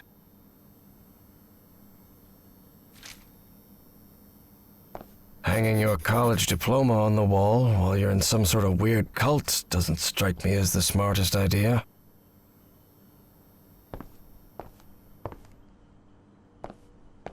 This shelf is packed with every kind of specimen. Looks like it came straight out of Dr. Frankenstein's lab.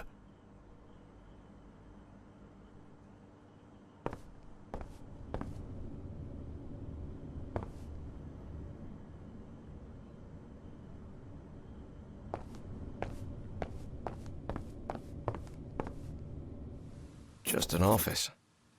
But this couch, maybe from a psychiatrist's office?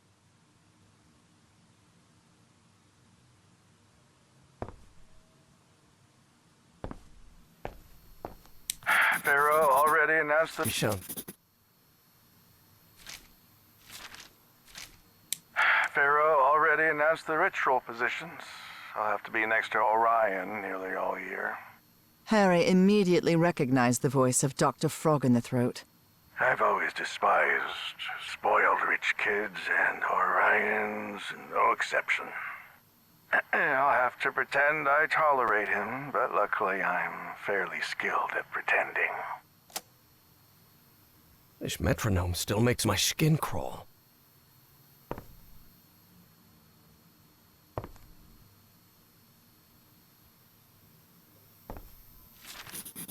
Drat.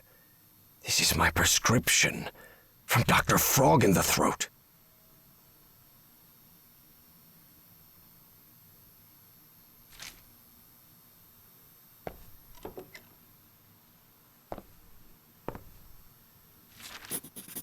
$1955.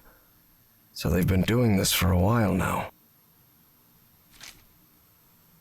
A roll of film. I wonder what's on it.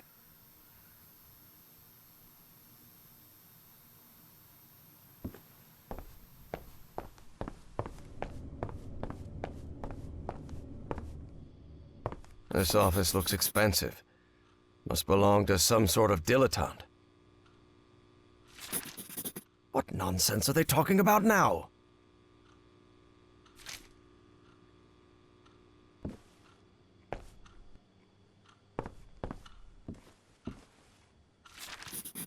The robbery at my house could have gone way worse, all things considered.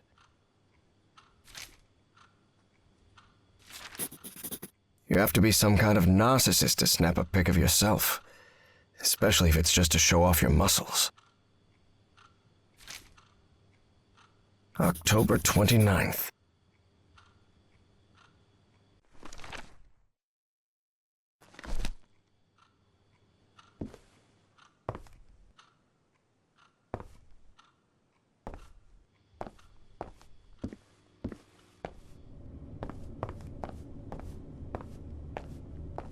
An archaeologist's office for sure.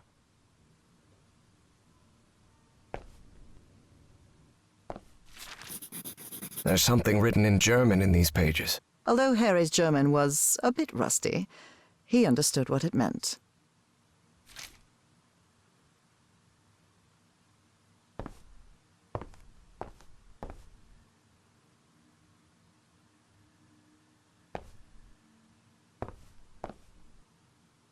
This must be the group's official photographer.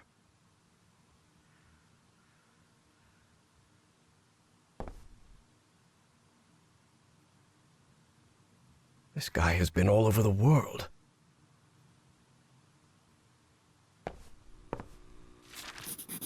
The letter laid bare the bad blood between some of the cult members.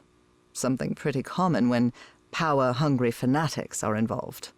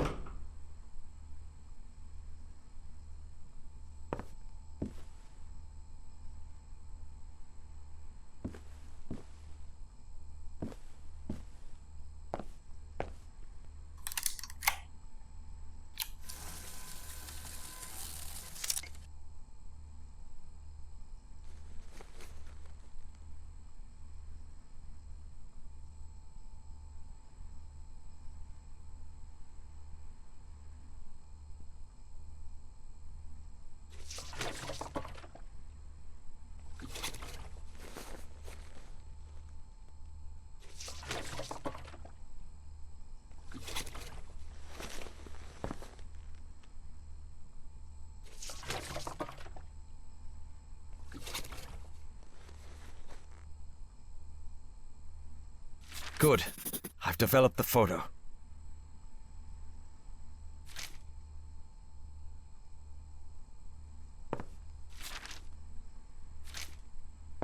A bin full of discarded prints.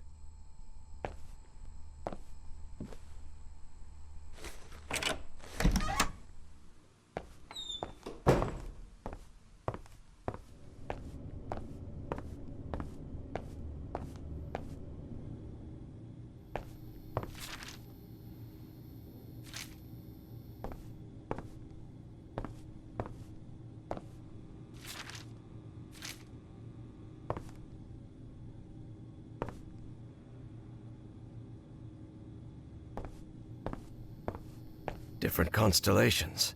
It would take a good eye to locate all of them in the night sky.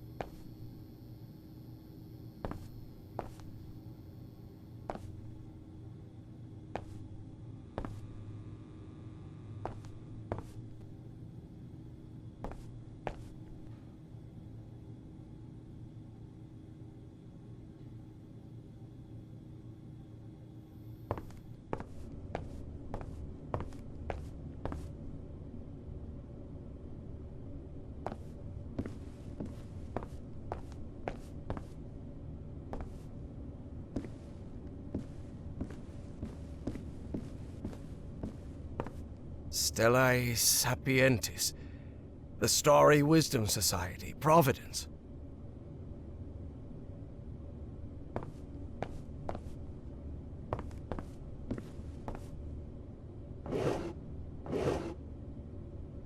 A tetrahedron.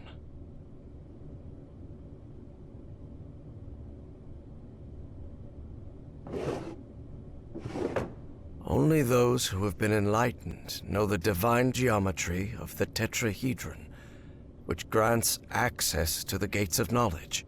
What's this load of baloney?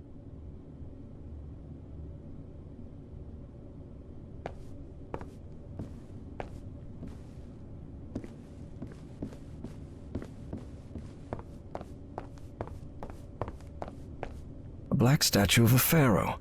I don't know which one it represents, but it's unsettling to say the least.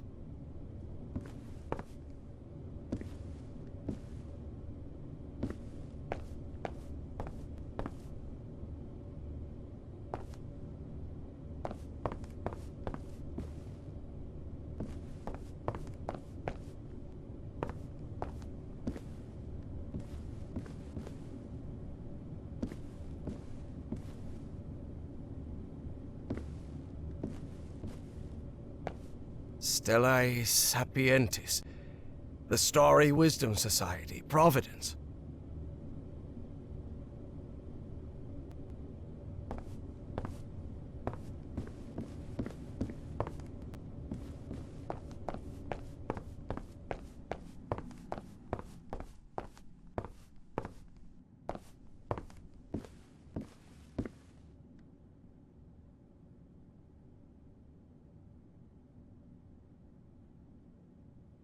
Nope, I'm getting something wrong.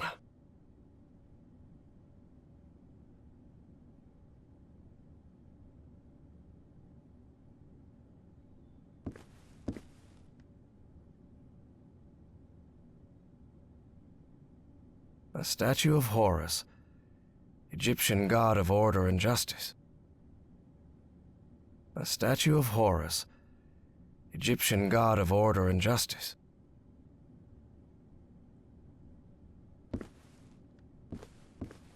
Bastet, goddess of protection and love. Bastet, goddess of protection and love.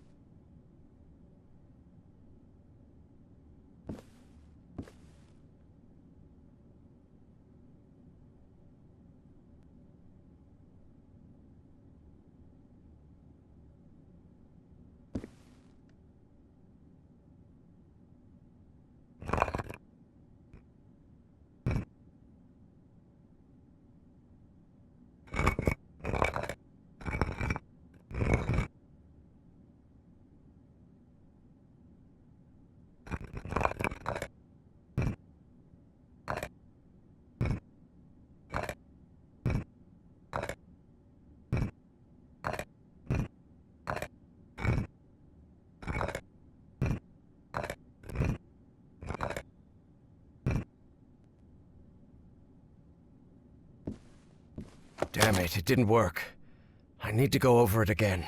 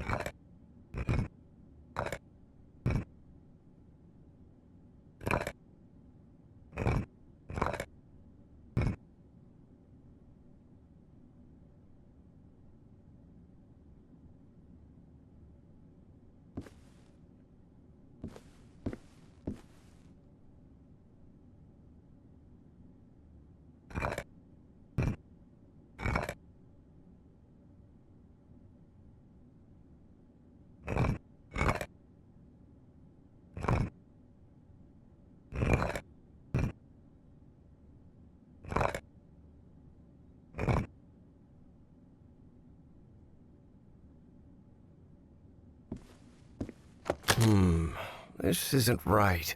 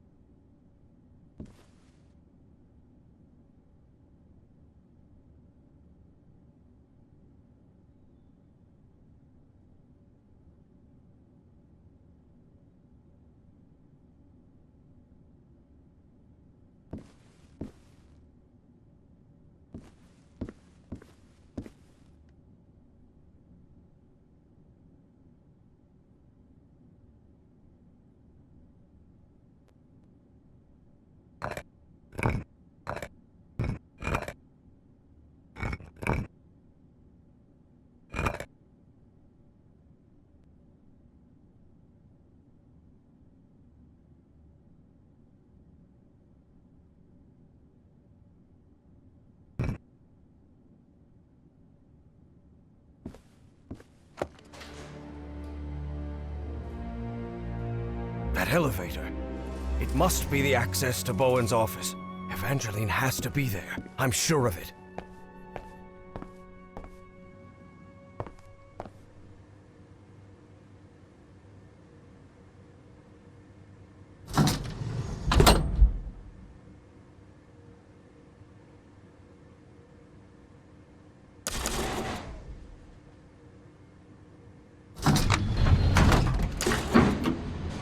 As he rode the elevator up, Harry regretted not bringing a weapon.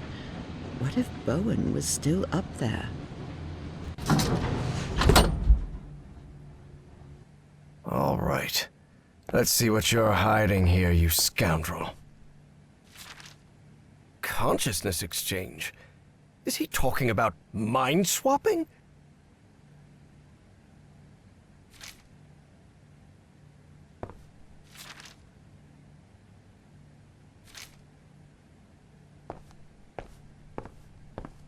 Well, looks like they give this medal to just about anyone.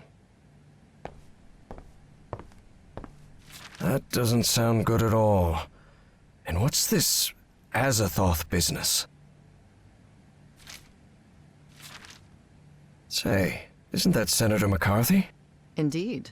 Caleb's friend Joe was none other than Senator Joseph McCarthy, who led the infamous witch hunts against alleged communists.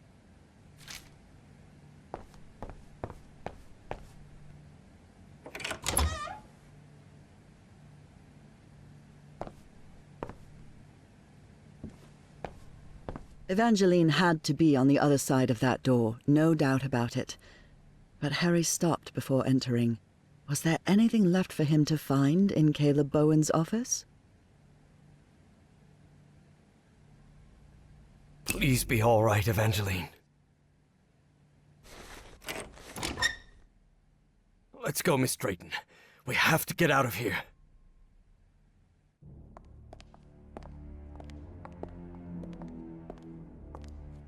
Look, it's the engineer. I've seen one of those creatures before. In my dreams. In the Stone City, in the jungle. He spoke to me in my dreams, Professor. I have Forget about it, Miss Drayton. We'd have to call the police and... Calling the police won't do any good, Professor. We have to go to Spitzbergen. I need to talk with him, with the great engineer. Miss Drayton, don't you realize this doesn't make any sense? We can't chase Bowen and his... No, you don't understand. Bowen isn't in Spitzbergen. He's on his way to the city, on his way to Nakotis. Harry couldn't believe what he had just heard. Evangeline had mentioned a place he had known in dreams, long ago. So long ago, he had nearly forgotten it. I had a strange dream today.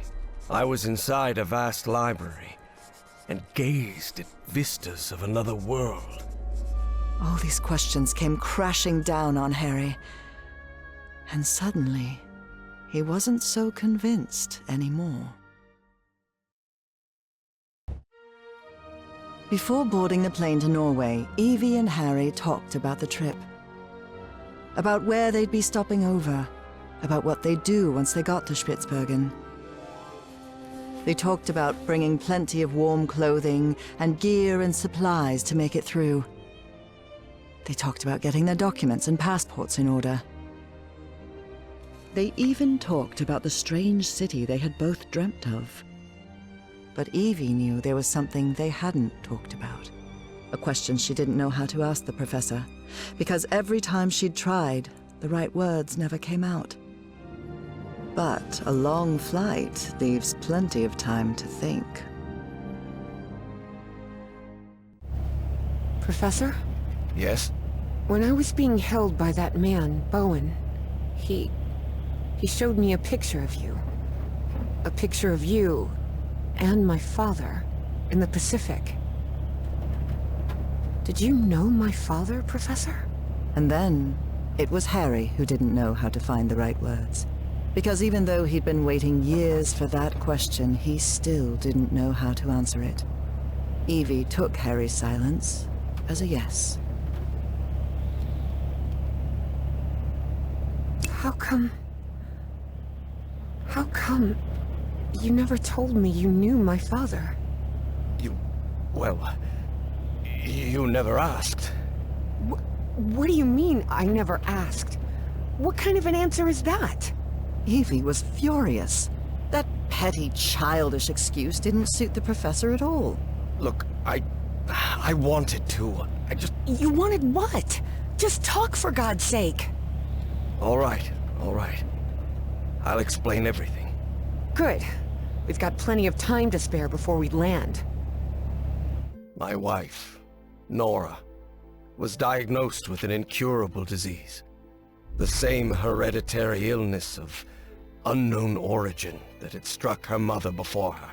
The doctors had no answer. So I decided to find it myself. I never imagined the answer would take me so far away. To a remote island in the Pacific. Back then, I didn't have the financial independence I have now. So I had to raise money and put a team together. Do you remember the night before your father left for work in San Francisco? You were probably 5 or 6 years old? Oh, God. Yes, I remember. I remember a beautiful, dark-haired woman, a nervous, scrawny guy, and a man who seemed really happy about something. I'll never forget those words. You're a whiz, mister. Would you be interested, by any chance, in an exciting job opportunity in the Pacific? That's right. Frank agreed to come with us to the island. It pained him to leave you and your mother back in Mississippi, but he needed the money and I was paying very well. But that island wasn't what we expected. There was something there that... Let's just say there are forces in this world that mankind ought not to meddle with, Miss Drayton. Things like the Black Ooze, and on that island, it was everywhere. I told you, it's the most dangerous substance I've ever come across. We found that out when one of the expedition members came into contact with it.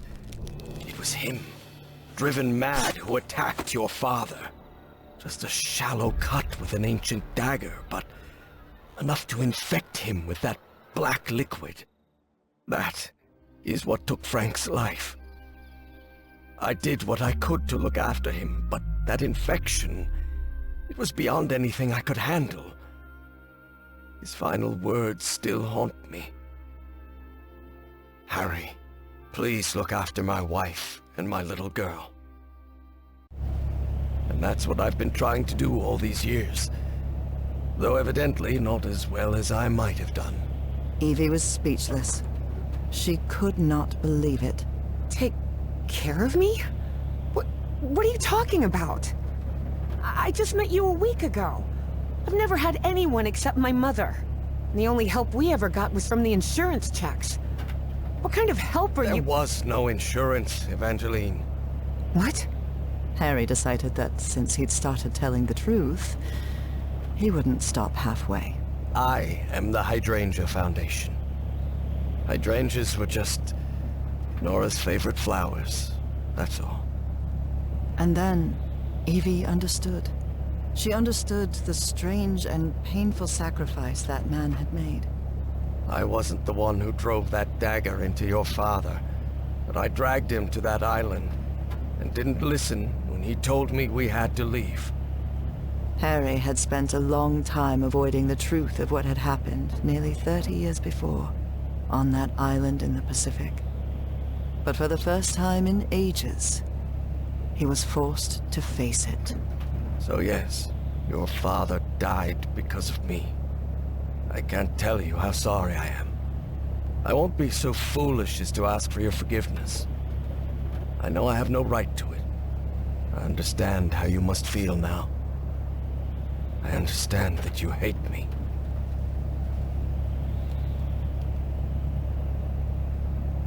I don't hate you, Professor.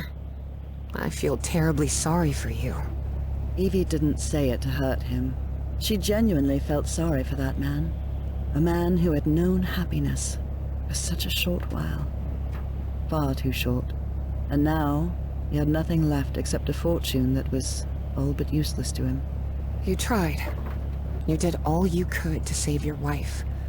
And along the way, you made many mistakes. Mistakes that dragged others to their deaths.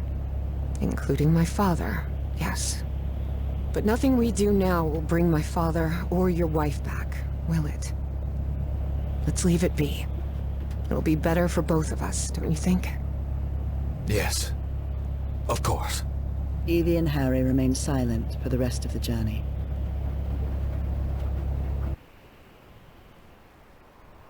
Things between Evangeline and Harry couldn't have been colder.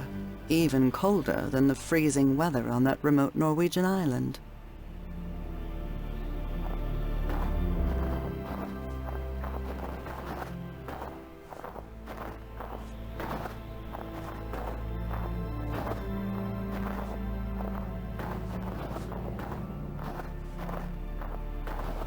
God, this is unbearable. How can you endure this cold? Looks like you like it. It's not that I like it, but heat.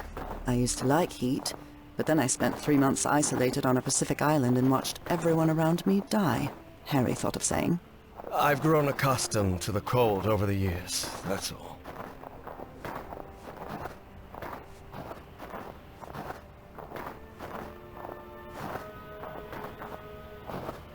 What we saw in Bowen's office?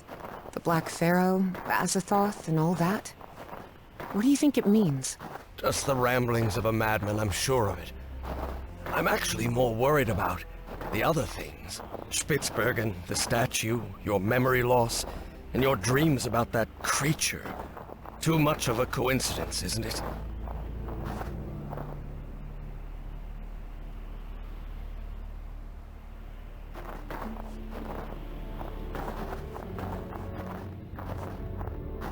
Do you really believe it's possible to switch minds? Honestly, Miss Drayton, I have no clue what we're dealing with. But whatever it is, we'd better stop Bowen as soon as possible.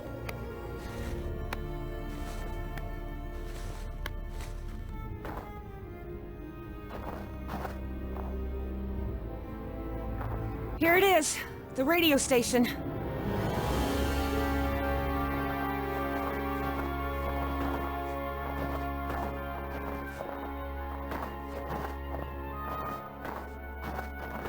The storm is getting stronger. We'd better stay close to each other, Professor.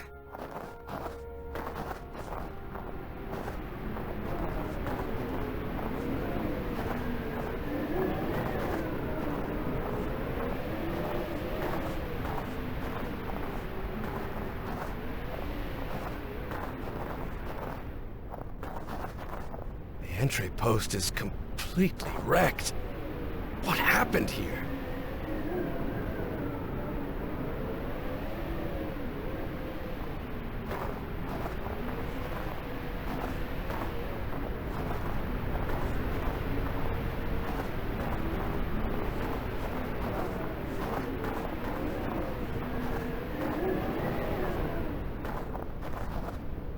way too many beds for a simple radio station. That would back up what Bowen said. That this place was just a cover-up. It's no use. This switch is completely wrecked.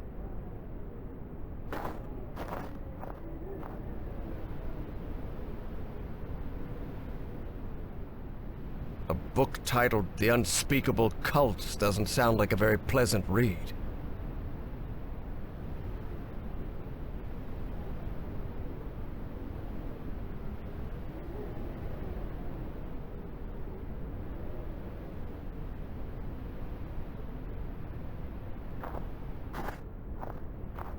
It's no use. This switch is completely wrecked.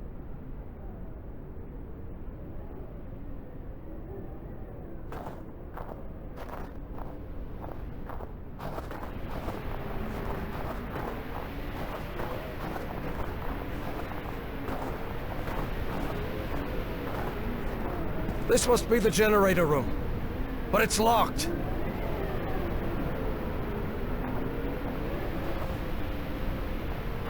I can see some banners on the building. They look like... Oh. Nazis. I hate these guys.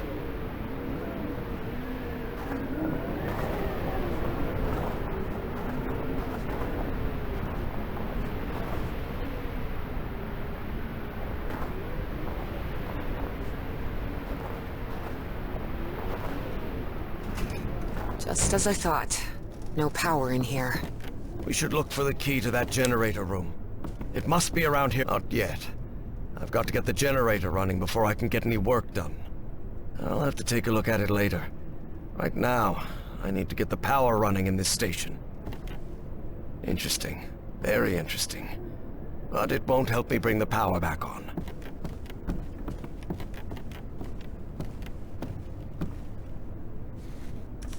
No, the door won't budge.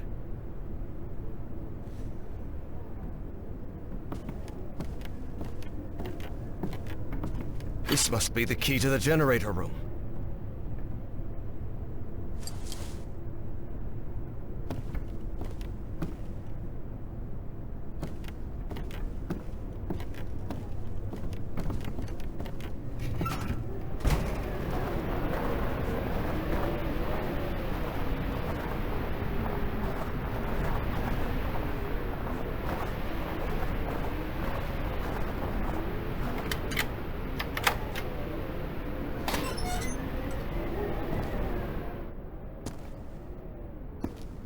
Look!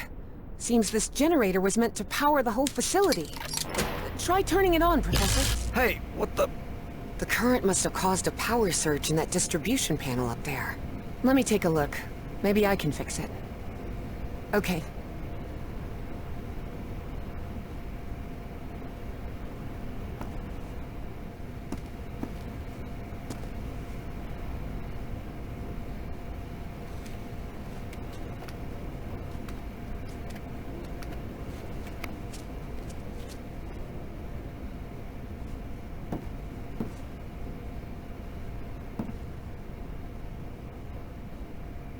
Darn it. This fuse box is sealed.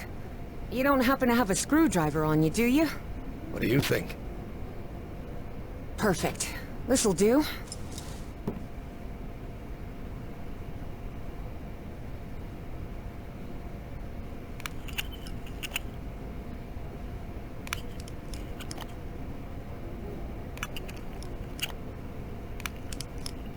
An old fuse box. And it looks like it still works. Even after years under this weather. Never doubt German engineering. What's the problem? Well, the whole base runs on an interlock circuit. What does that mean?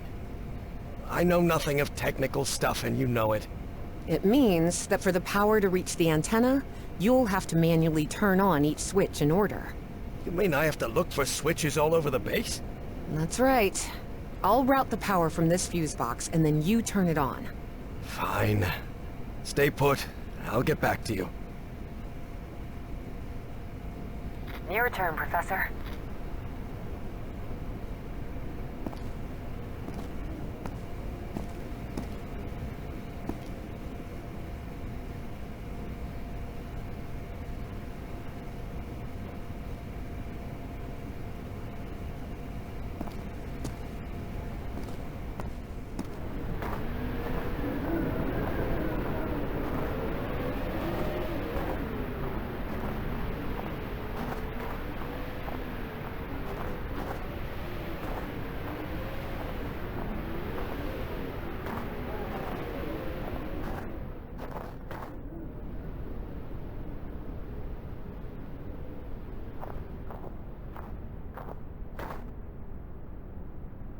It's no use. This switch is completely wrecked.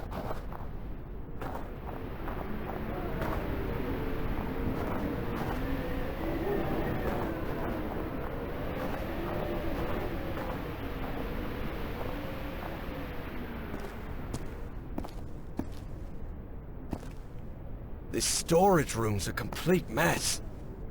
Like everything else in the station, it seems. It's not working.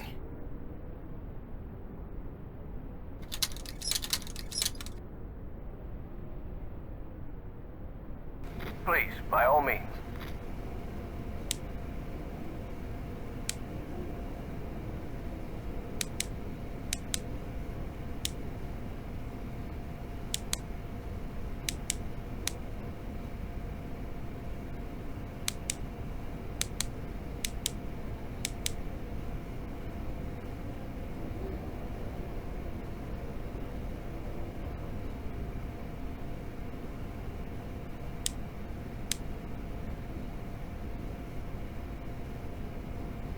Up to you now, Professor.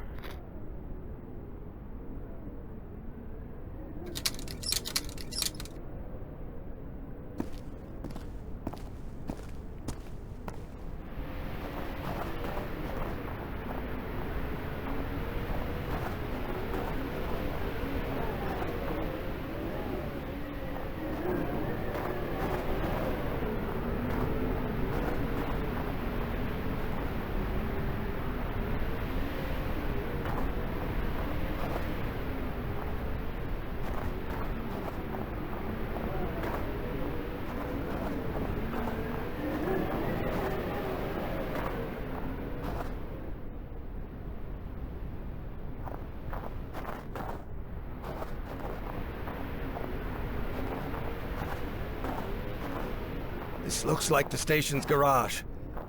I wonder why they left me. Good. I managed to turn this thing on. Evangeline, try another switch. Okay. Your turn, Evangeline.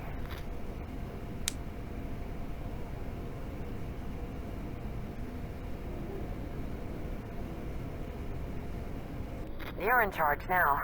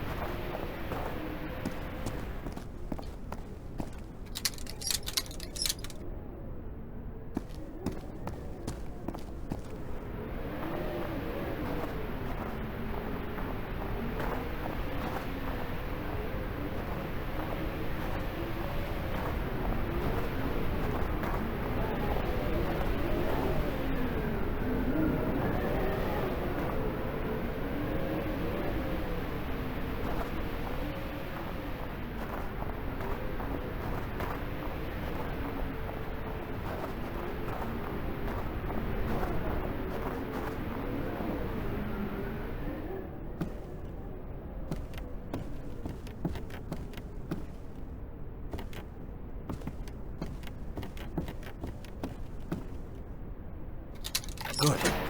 I managed to turn this thing on. Evangeline, try another switch.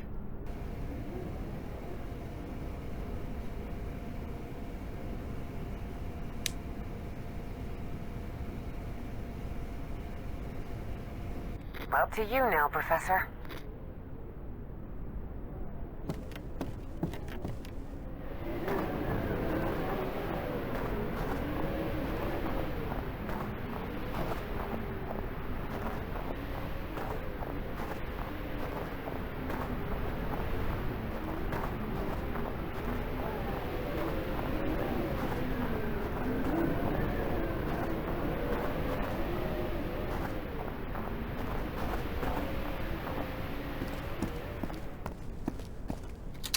Good.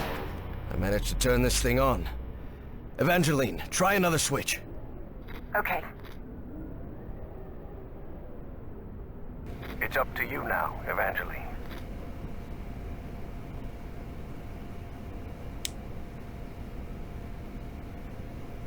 Your turn, Professor.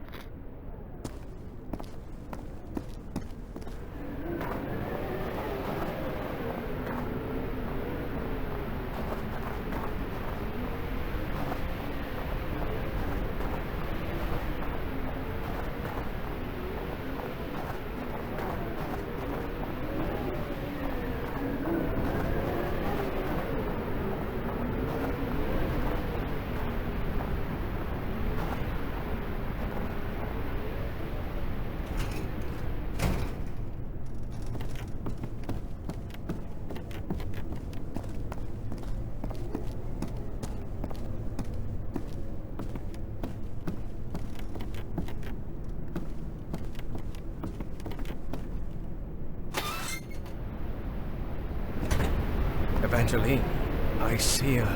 Harry hesitated to say the words because of how absurd they might sound. space ship of some sort? A spaceship? You mean like a flying saucer?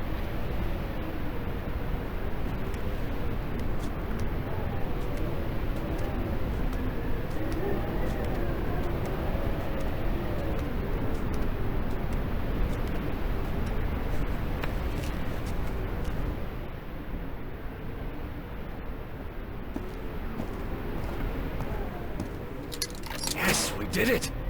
We're good. Power's on. I'm heading back to the antenna, Professor. Okay, Evangeline.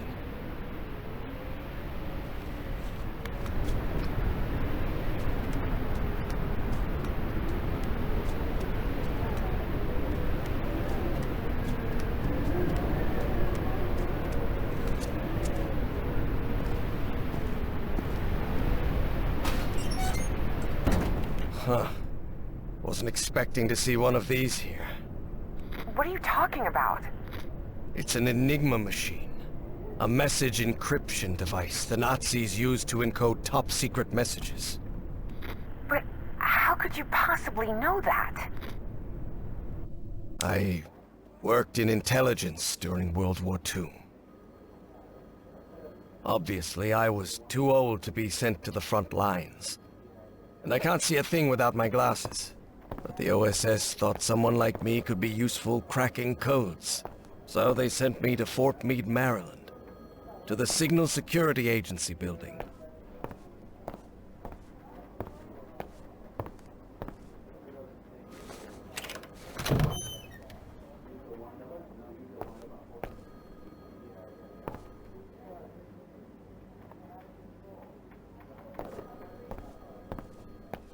This is the message that needs to be deciphered.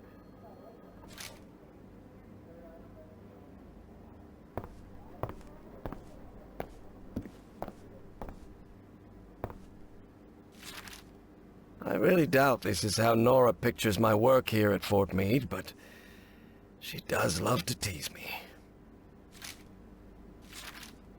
I don't rightly know what we'd have done without Turing and his people over at Bletchley Park.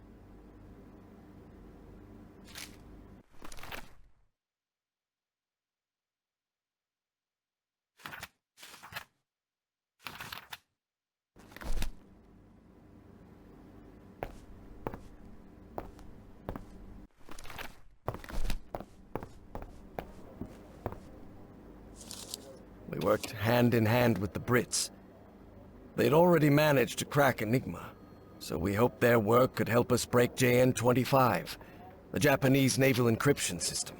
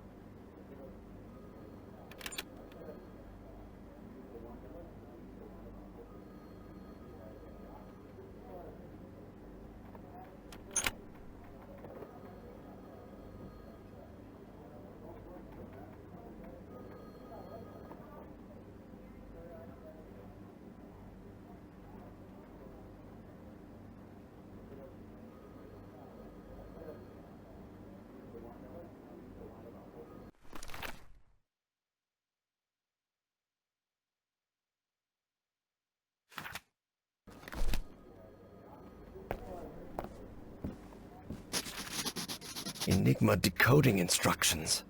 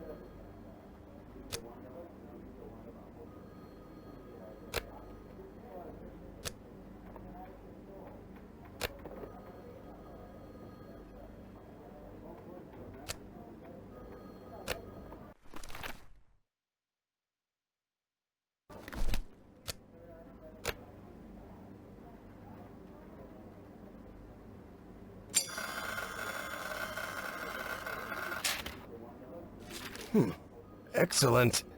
I think I solved it. Maybe we can use their deconstruction process and adapt it to crack the Japanese ciphers. Of course, it was hard leaving Nora alone at home. But she insisted.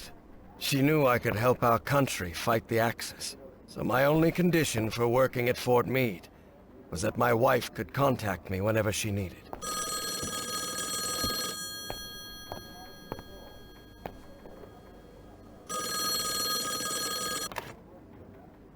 Yes? Hello, my dear old pal. Nora, it's so good to hear your voice. How are things going over there, my love? Well, you know they won't let me tell you anything about what I do here, but we're making progress. Mostly thanks to the British. Blimey, who'd have thought the bloomin' Brits saving our hides? Yes, they are, Nora. How are you feeling today? Have you had any fever this morning, or...? I'm fine, Harry. I'm more worried about you, actually. How are they treating you in Maryland? Are you eating well? Yes, I can't complain, but I feel like I'm wasting our time. I should be making the most of every day there with you instead of... Listen to me, Harry. We both know there will come a day when I won't be by your side anymore. But it doesn't make sense to live waiting for that moment. Besides, you're not going to live forever either, old pal. One day you'll kick the bucket too. You know that? Oh, that's what I call a cold comfort. Why? What do you think happens when we die? There has to be something more. Oh? You mean like heaven? Don't get me wrong, I'm not expecting St. Peter to open the pearly gates for me, or walking on clouds or any of that, but maybe what we call heaven is just a good moment that repeats over and over again. Like, I don't know, the early days of our newlywed life in Englewood. We were so young back then, and we didn't know about your illness yet. I don't know if this is just a belief or mere hope, but... Then, I promise you that when the time comes, I'll be waiting for you in our house in Englewood. Let's talk about something else. All right, Nora? Because if we keep this up, I'm going to burst into tears and lose whatever little respect the army boys at Fort Meade have for me. All right, darling, I'll let you get back to it. Crack those codes, Commander Everhart. All of America is counting on you. I'll try my best. I love you, Nora. And I love you, Harry. I'll talk to you soon.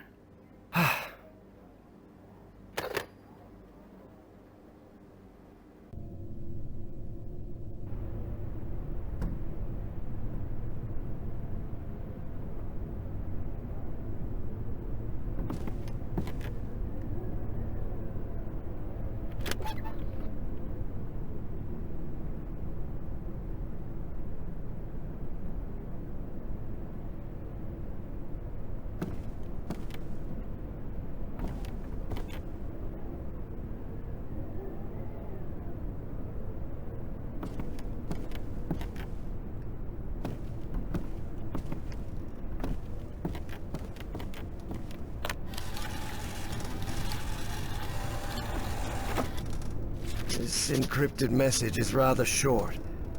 I wonder what it contains.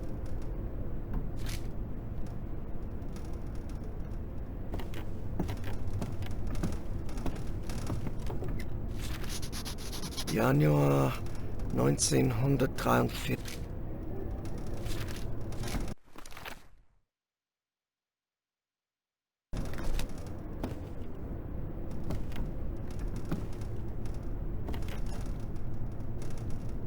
Encrypted message.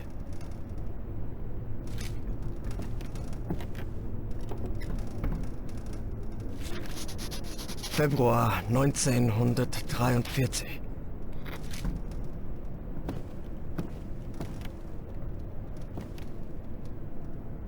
No use. It's encrypted.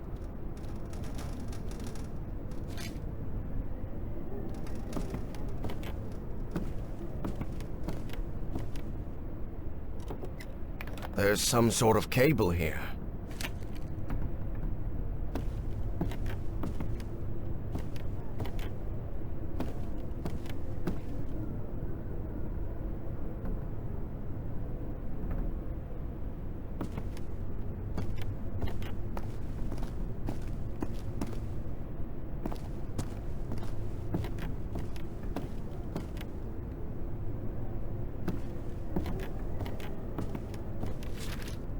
What on earth were they doing in this place?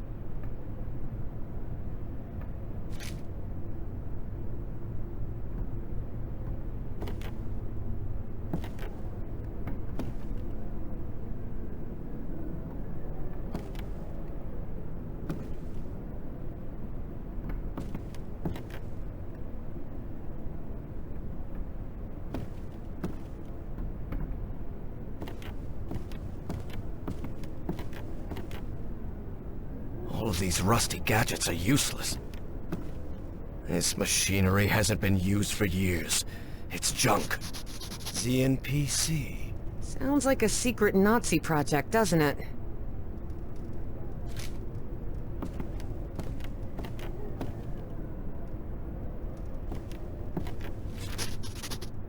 This radio station gets creepier every minute. Yes, I can feel a shiver down my spine, and it's not the cold.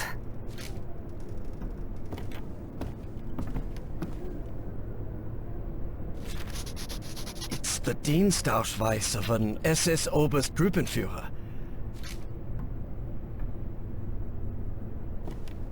A monocle. He must be upper class. This guy looks like a bureaucrat. What a creepy-looking face he has. That guy with the white hair must be the senior one. Looks like a workers' registry from 1943.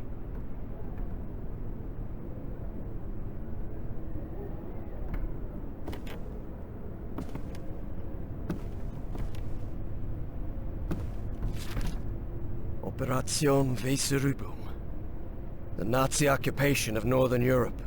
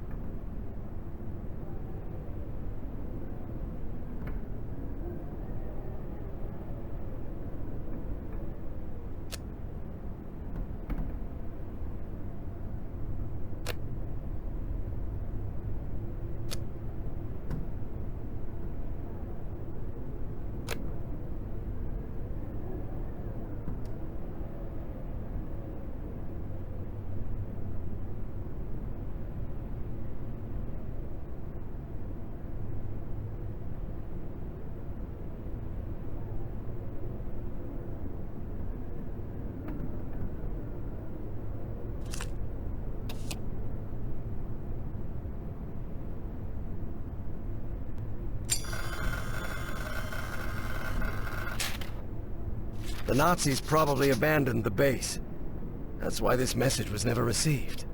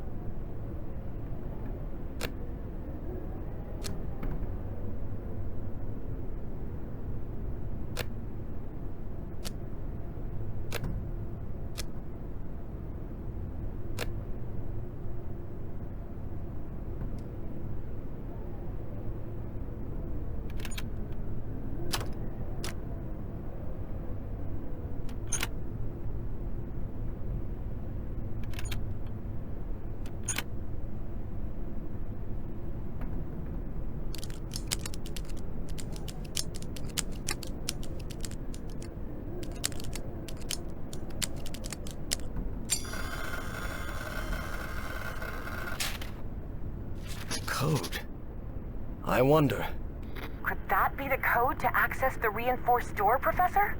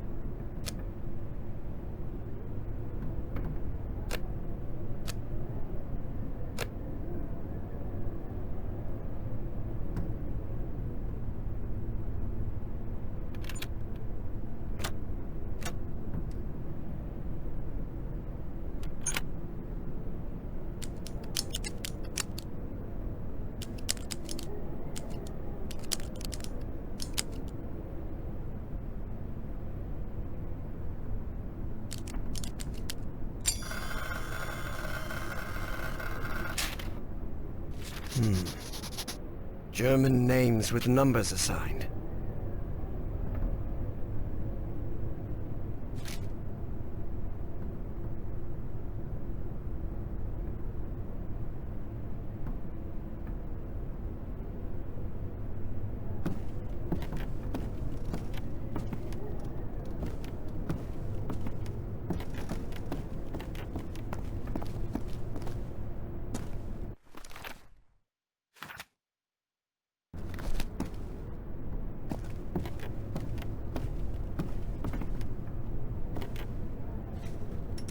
No, the door won't budge.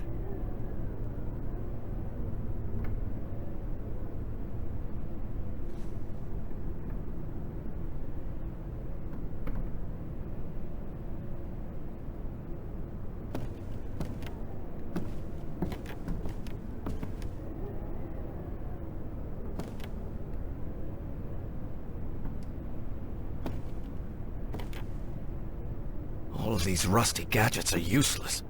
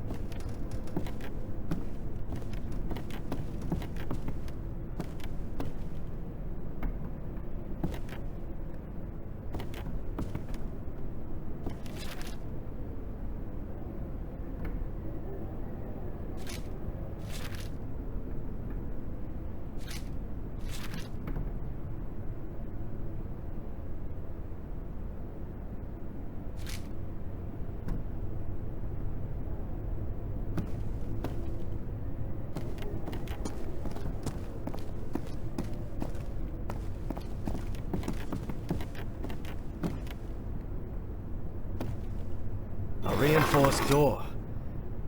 You still think this is just a radio station? Alright, I've got to admit, this is weird as hell.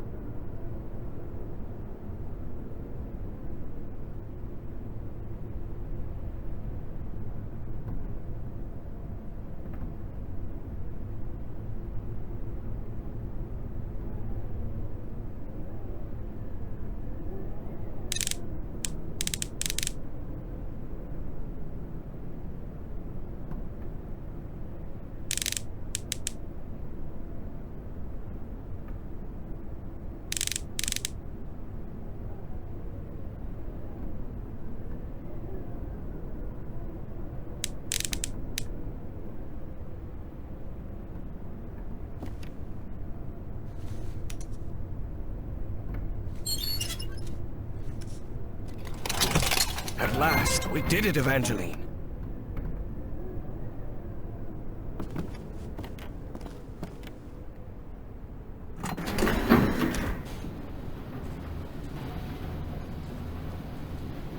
So the station was just a cover-up. But I wonder what for. Whatever it is, we're going to find out. And soon.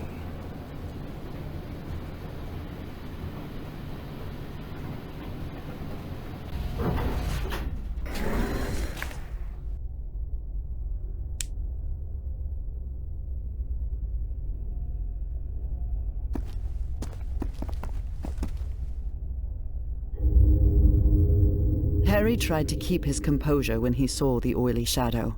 He didn't want to alarm Evie.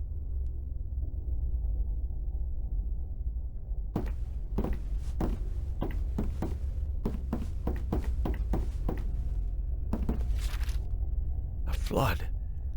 So they carried on, without regard for their own people's safety.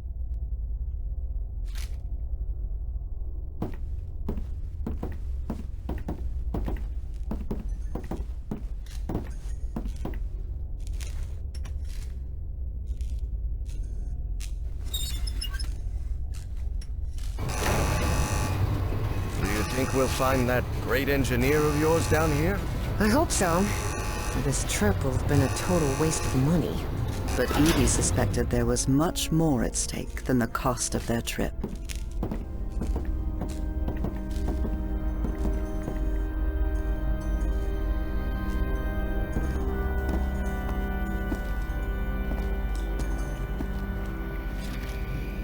A liquid that reacts to sound. Like in the Rappahannock River caves. It references a creature. You think that might be your great engineer? Yes, sounds like it.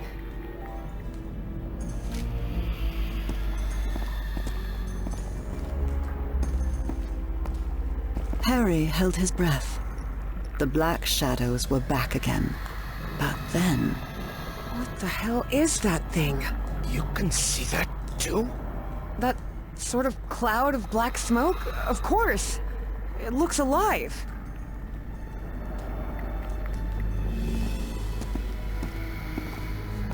Offices, control room, Chronos lab. That must be it. We have to go through to the other side. But how will we open these doors? You said control room, right? I bet we can operate the doors from there. That makes sense. Okay. To get there, we'll need to go downstairs and through the offices. But Professor, the way downstairs is flooded. Well, it seems there's no other choice.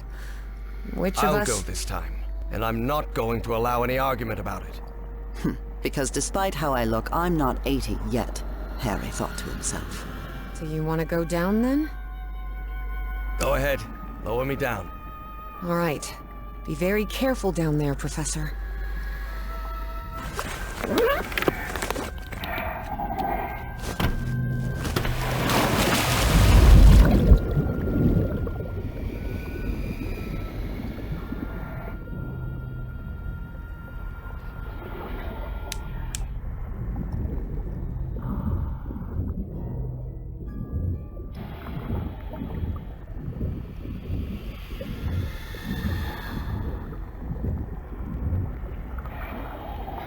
Everything all right down there, Professor? So far, so good. Oh, it's very dark in here. I think I know why this place is flooded.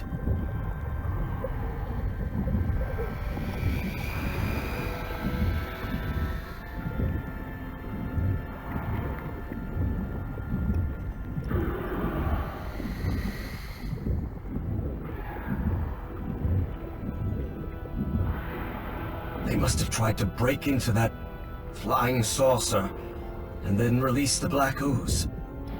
Do you see any black ooze around? All around, yes.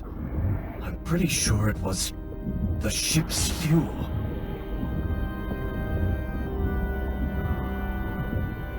I've still got 10 minutes of air in this suit.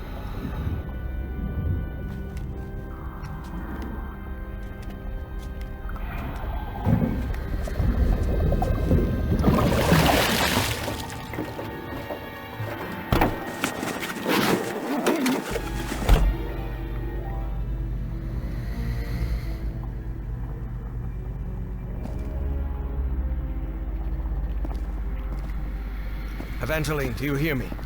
Yes, Professor. I've reached the control room. This is where they monitored that black smoke thing and ran experiments on it. He must be talking about that flying saucer we saw out there. Looks like the organizational chart for Project Kronos. And that's... I really hope they never succeeded. Idiots. Only a fool would conduct experiments with black ooze. Definitely.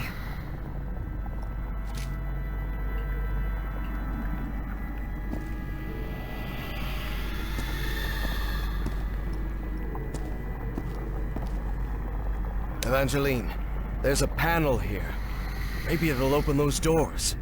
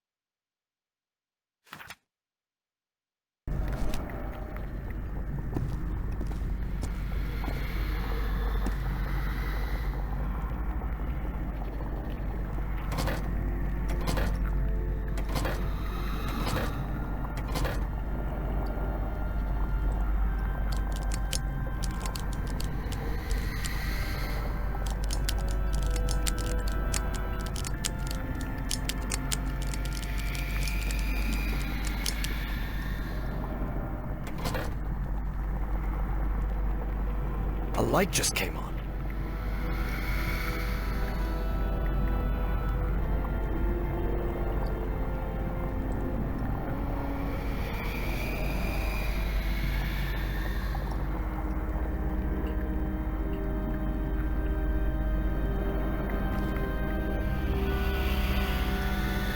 Your turn, Evangeline.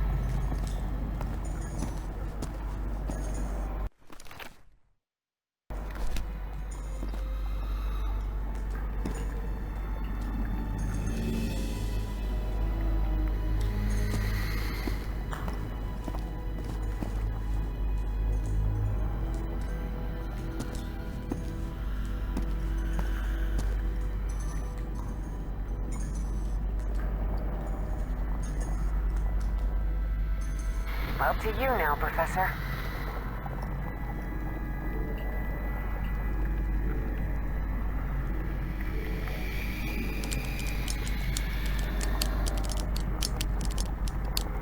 All right, that's on.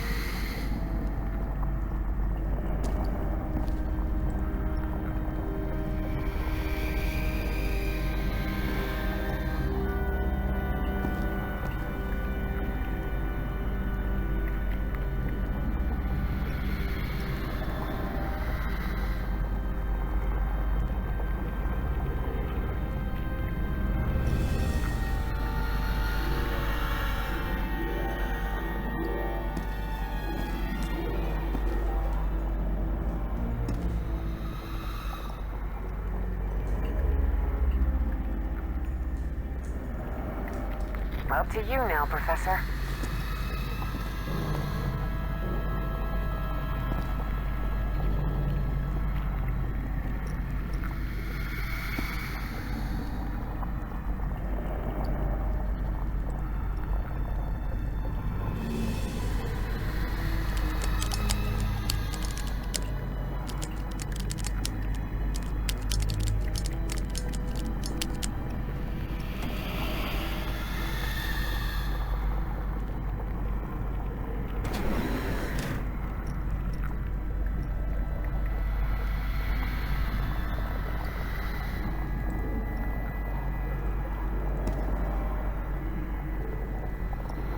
Your turn, Evangeline.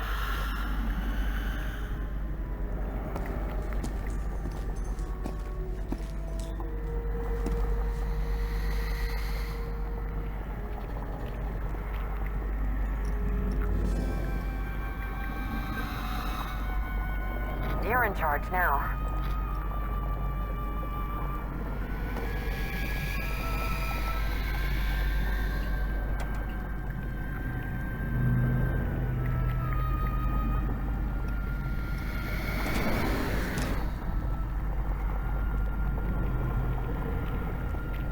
Professor, look. That thing. It's moving into the next chamber. It seems to move like a trapped insect.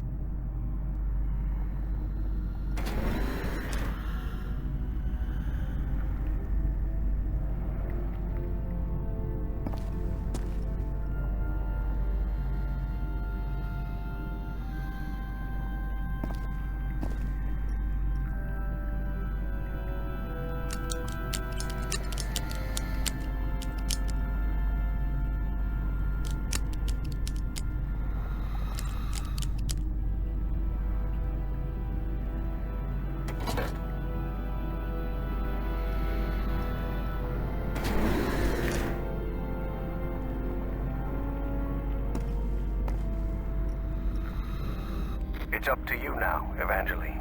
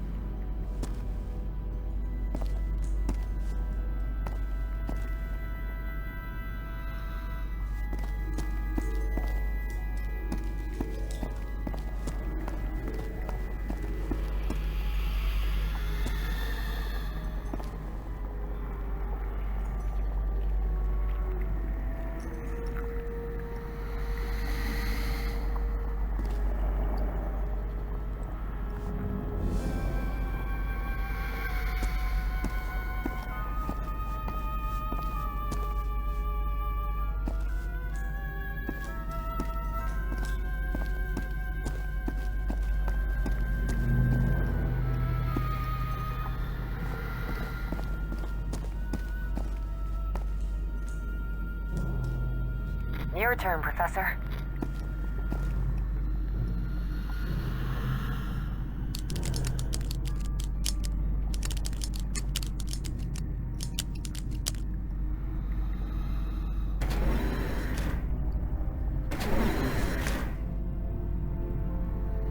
Please, by all means.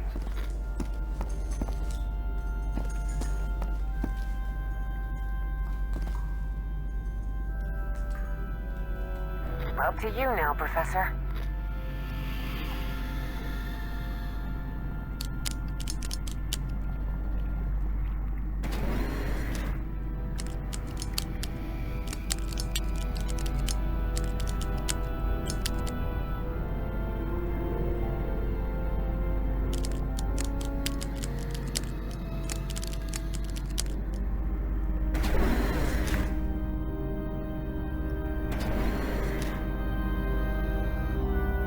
It's up to you now, Evangeline.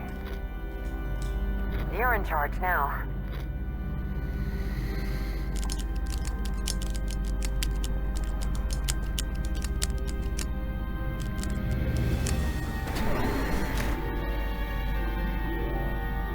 Your turn, Evangeline.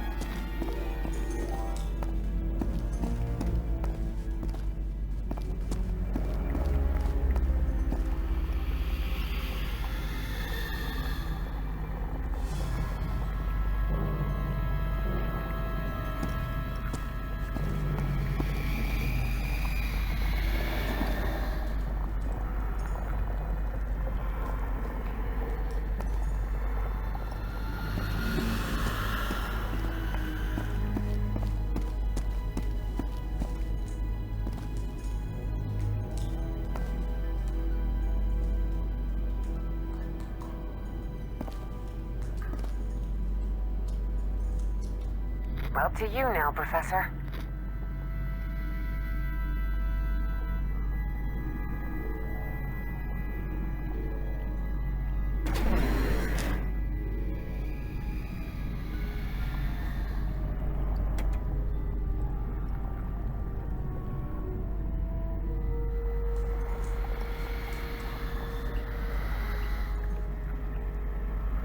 Your turn, Professor.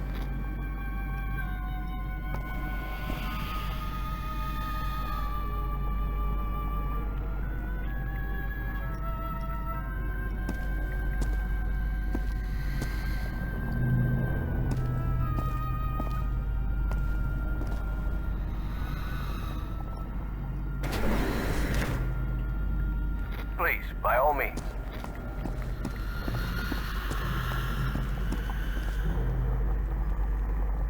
You're in charge now.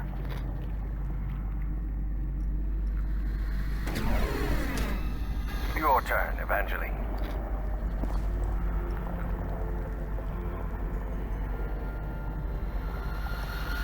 Up to you now, Professor.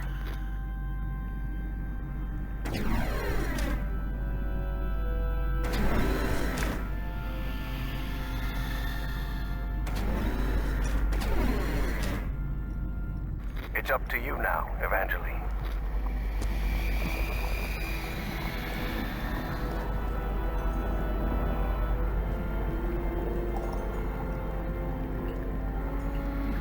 You're in charge now.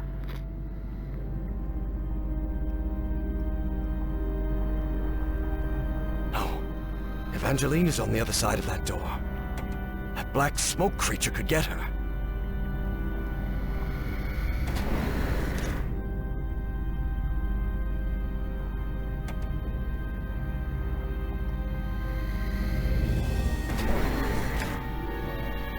Your turn, Evangeline.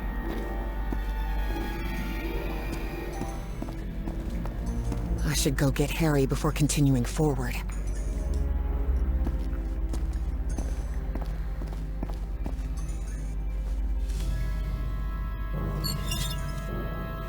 I opened this door for you, Professor. You can leave the control panel. I think we're safe.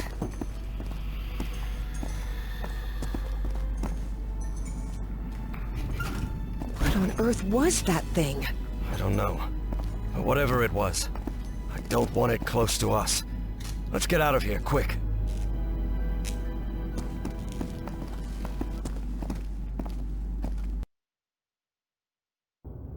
What is this place? It looks like the heart of Project Kronos. Could be. Do you think we gave that horrid thing the slip? I really hope so. After seeing what that black smoke can do to humans, I wouldn't want... What the hell? How did that thing get out? No time for questions now! Run, Professor! Run! Quick, the bunker door! Help me close it, Evangeline!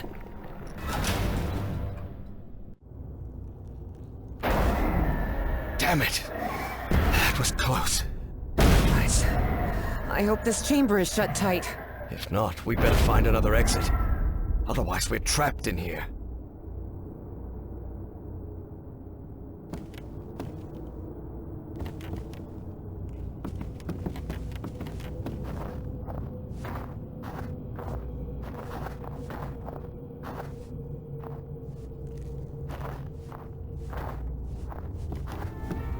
Lord Almighty.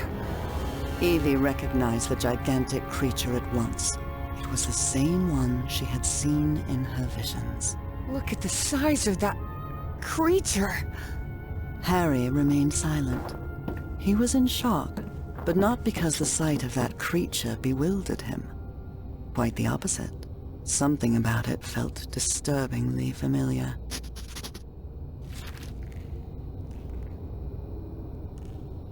They're talking about a tome here. That book they're talking about. It must have been the one Bowen had me decipher back in Providence.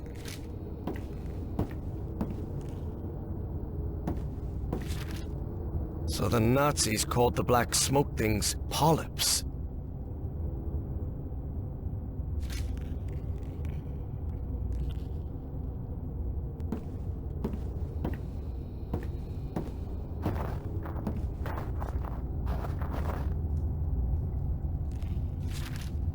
Looks like this message never got sent.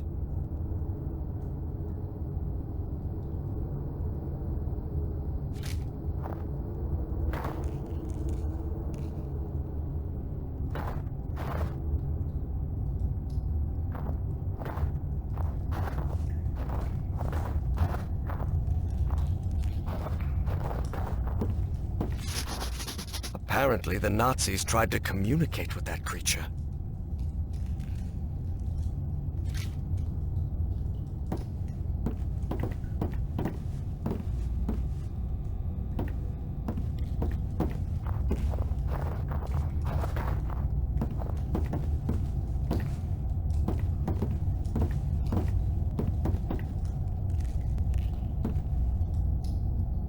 deceit is what the Nazis used to try to communicate with the creature. All right, there's no time to waste. Try connecting me to that machine, Professor. Have you lost your mind? We have no idea what might happen if you sit in that thing. You listen to me, Professor. I'm sitting in that chair, and you are gonna connect me to that creature. Do you hear me? Harry could see that Evie's thirst for knowledge was clouding her judgment, and he didn't like where it was heading. Not one bit. Fine. As you wish, Miss Drayton.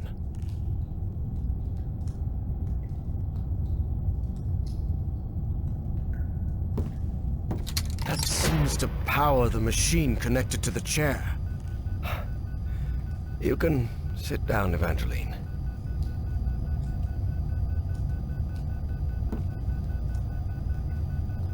This apparatus identifies matching brainwave patterns between Evangeline and that creature.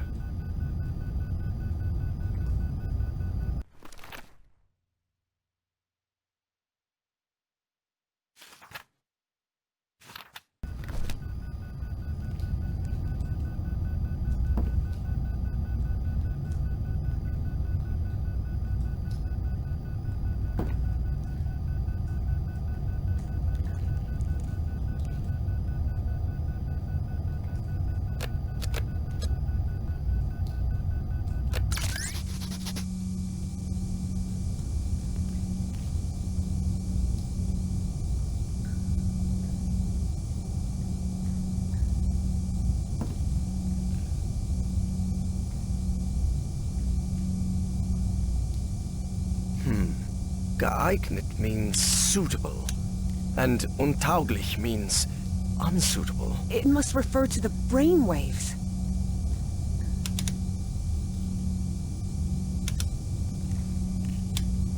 Looks like everything is set. So, whenever you're ready. Go ahead.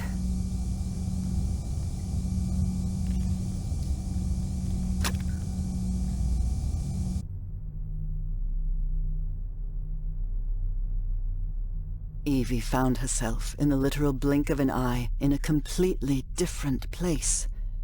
And it would happen to her more than once that day. As she tried to figure out what was happening, a strange but familiar voice startled her. Evie. Velkonul. Na cartoon. Vekra. I have been waiting for you for millions of years, it said. Are you?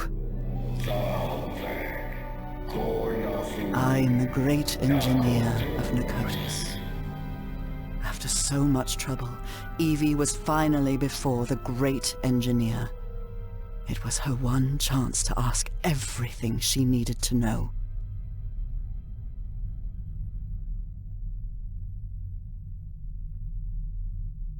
I need answers. What do you want from me? What do you want me to do? Everything is set. You must close the loop. Close the loop? What are you talking about?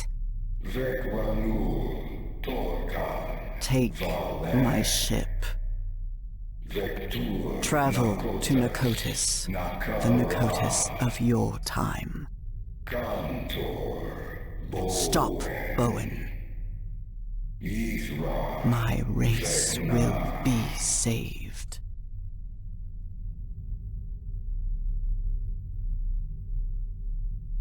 Why me? Why did you choose me? It wasn't me. It was Dr. West who chose you. What? But what am I supposed to do? I'm just... You can close the loop. You must close the loop. Do you want me to... Is there any way I can set you free?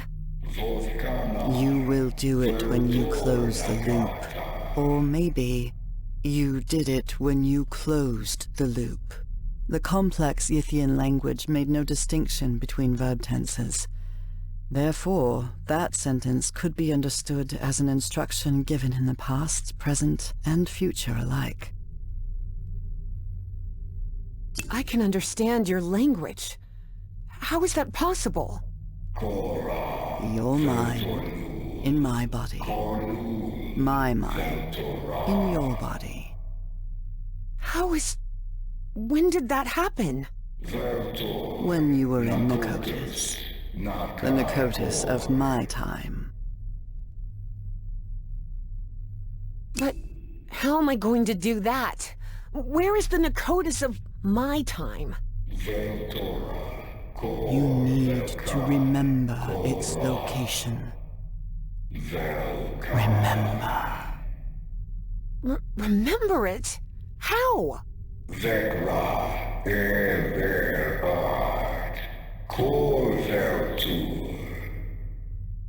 Hearing that, Evie was left speechless. Follow Everhart's instructions.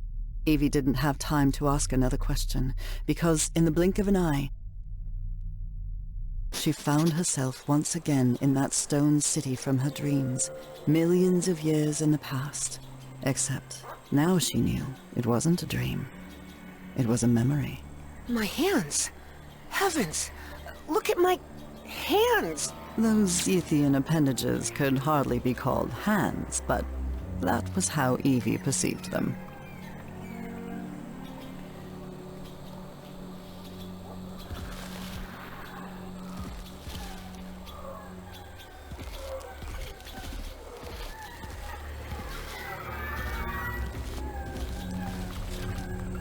Looks...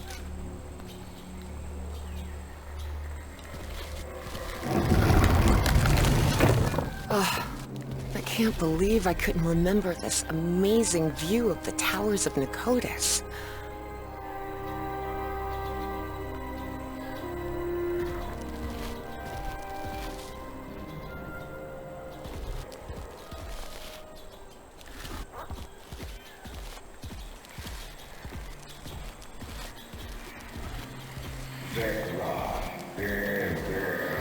Find Everhart's notes and follow them. But where are Everhart's notes? Where can I find them?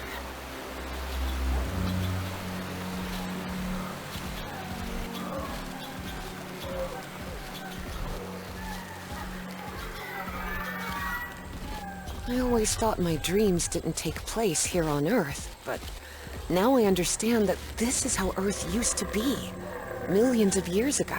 Specifically, when the Earth's landmass was fused into one continent, Pangaea.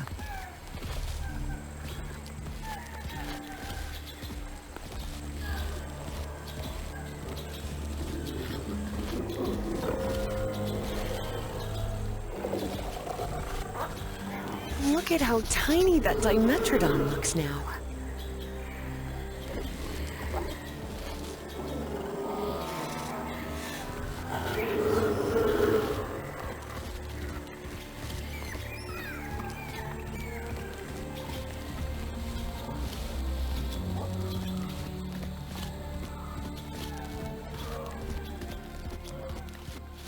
That's an ammonite.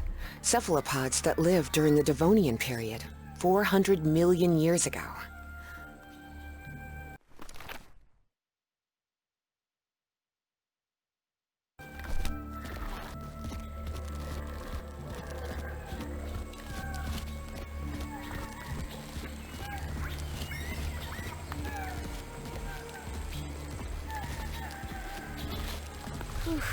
These ceilings sure are high.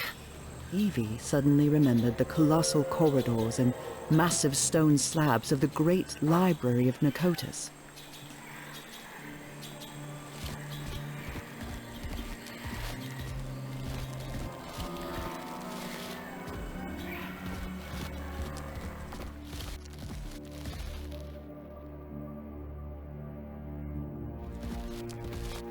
I remember this. I went to the Great Library every day.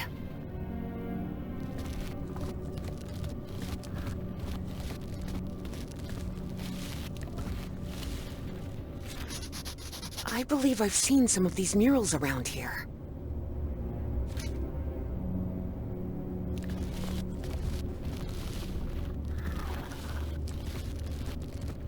This mural doesn't look like decoration, but I'm not sure what it represents. Wow. Is this some kind of time location finder? Unbelievable!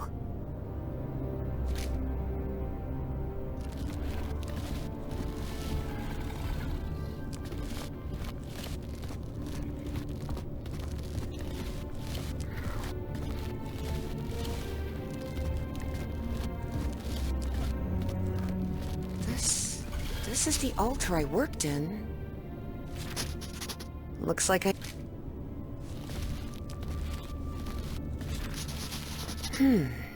This observatory must be used to find the constellations associated with a specific time and location. What is this thing? I remember it. Whoa!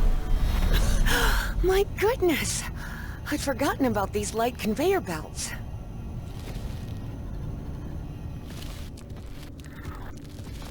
Tyrannosaurus rex, a dinosaur from the late Cretaceous period, 68 million years ago.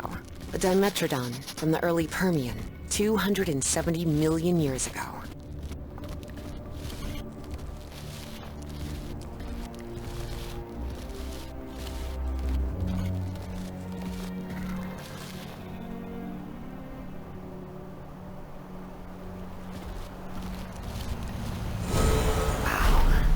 Everything is so beautiful here.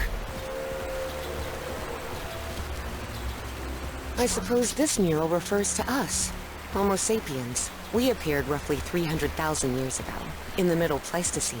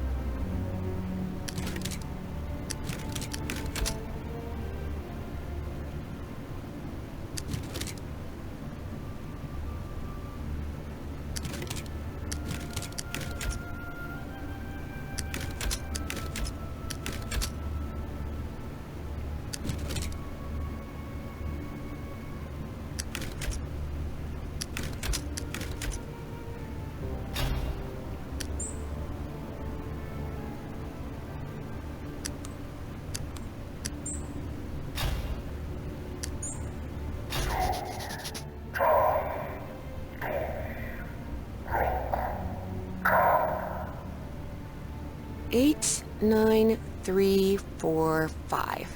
Yes, I remember now. Those were the coordinates.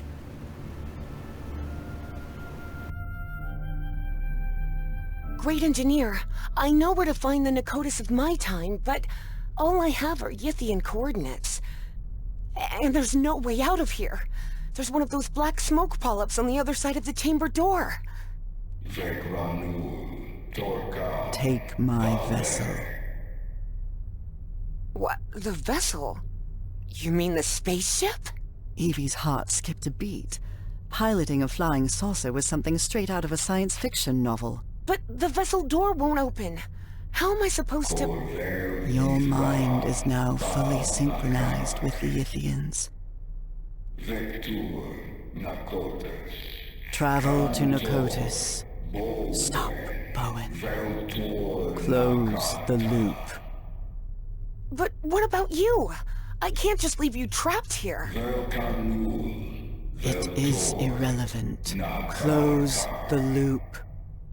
And with those final words, as Evangeline blinked, she found herself standing before Harry, back inside the Spitzbergen bunker again. Evangeline? Can you hear me? Are you all right? Yes, Professor. I'm here. I'm just a little bit dizzy. Well, did you manage to talk with that thing? What did you find out? We have to use the spaceship to get out of here. What? How?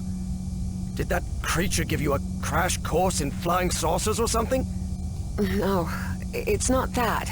But you have to trust me again, Professor. Harry realized there wasn't much of a choice. It was that or remain trapped in that chamber forever.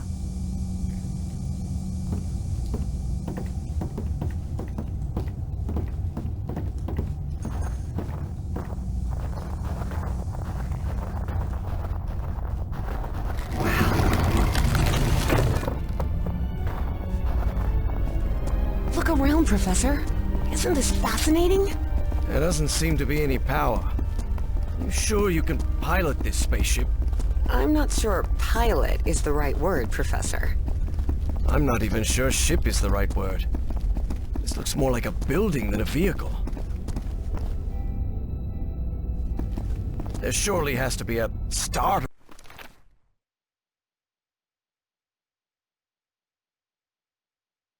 somewhere, right? Evie recognized a platform very similar to the one in the refinery beneath the Virginia caves, and understood what she had to do.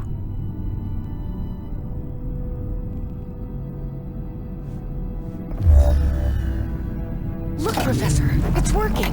The spaceship is powered up now.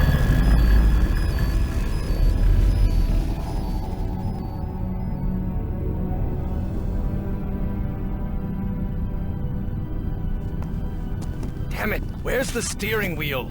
It probably doesn't need one.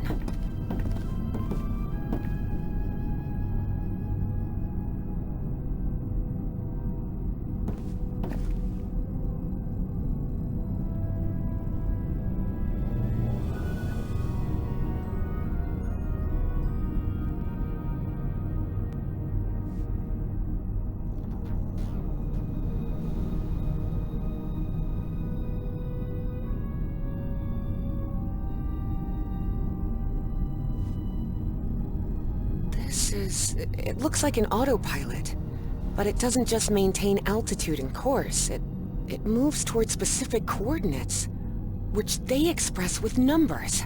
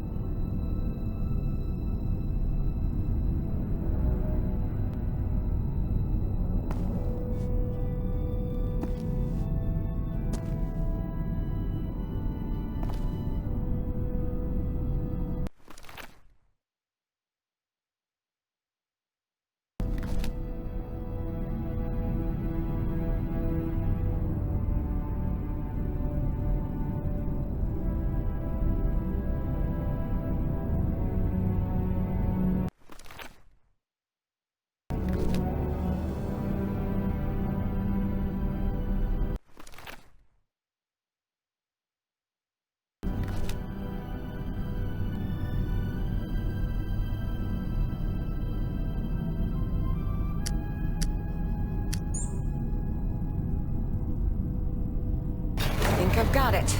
I've set the navigation system to the coordinates of Nakotis. There you are, Professor. The steering wheel. Looks like one. Sort of. Can you help me with this, please?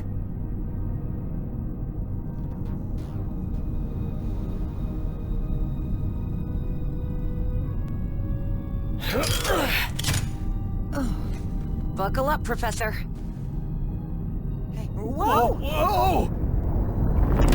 Professor, better find something to hang on to. Hey, it's moving! Look, it's breaking the ice! So where are we headed? To Nakotis, or what's left of it.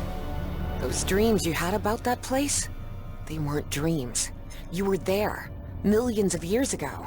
Millions of years ago? What are you talking about? The great race of Yith can transfer its mind to the past, present, or future. At some point, they exchanged minds with you.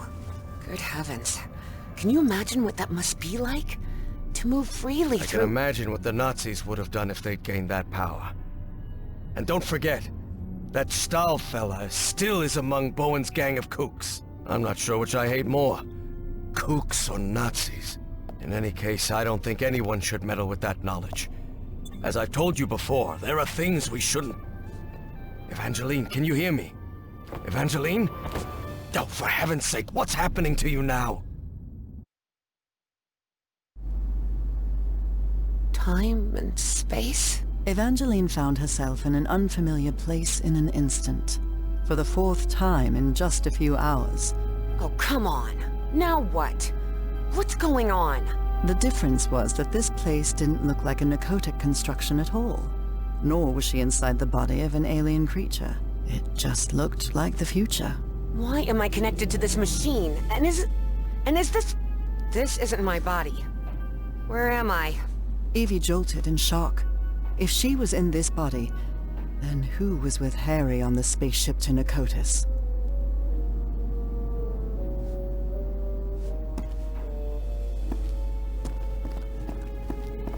Evie didn't know whether to cry for help or stay silent. But what she saw when she opened the door left no room for doubt. Oh no. That's Caleb Bowen! So Bowen had gotten his way after all. How else could he be leading a top-secret research project for the government? And then Evie thought of something worse. What if Dr. West was none other than Caleb Bowen himself?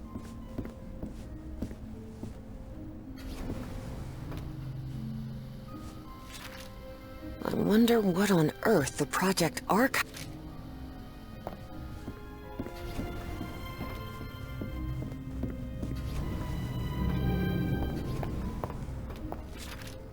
So this machine is a mind-swapping device, just like they...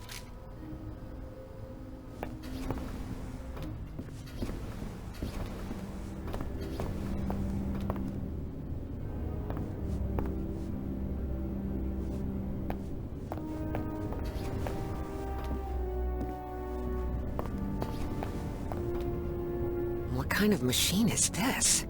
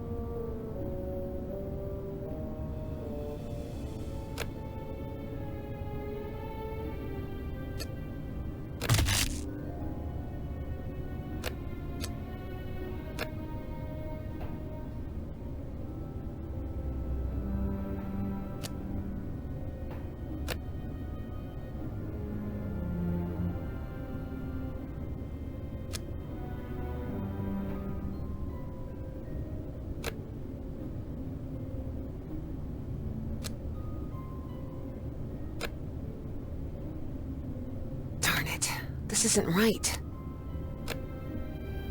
Okay, let's try again.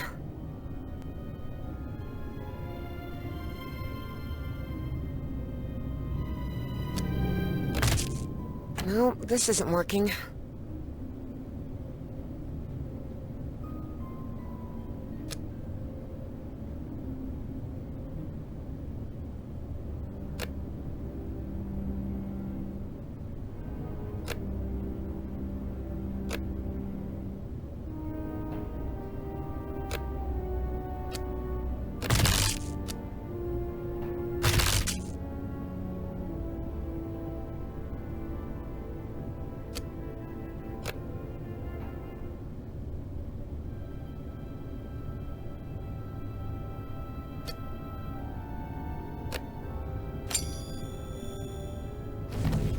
Yes, I did it! That mind-swapping device seems to be powered on again.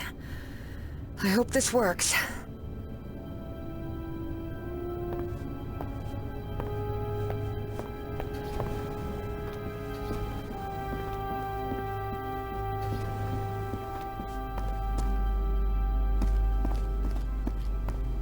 God, I hope this works. I need it to work. It's got to... Professor Everhart, listen carefully to what I have to tell you, please. Evangeline, are you... I am not Evangeline. I am Dr. West. Please, listen to me. You won't like what I'm about to say, but I need you to listen carefully and do exactly as I tell you. A greater plan is unfolding, and you must fulfill it to guarantee the survival of not only the human race, but of the space-time continuum itself.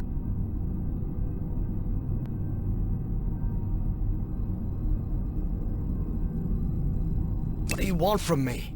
I told you, I am Dr. West, and I'm here to tell you what will happen from now on. You will reach the ruins of Nicotis, and you will find Caleb Bowen. Don't worry, you will stop him.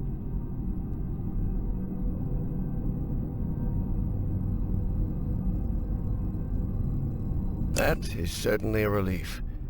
I wouldn't want to live in a world where Bowen... I'm not finished. There is a price to pay for Bowen's defeat. And that is Evangeline's life. What? You can't be serious. I am. Evangeline has to sacrifice herself, Professor. It's the only way to stop Bowen and preserve the space-time continuum. Things weren't exactly great between Harry and Evangeline, but was he really supposed to let her die? After all they'd been through together? Forget it.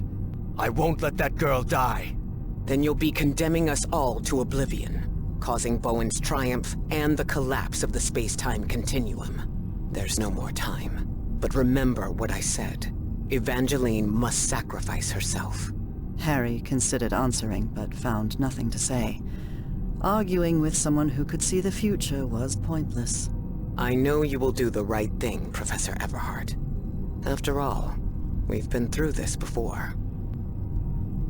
Work, damn it! I made it. I'm back! Professor, what happened? Evangeline? Are you here with me? Yes, it's me. I'm back.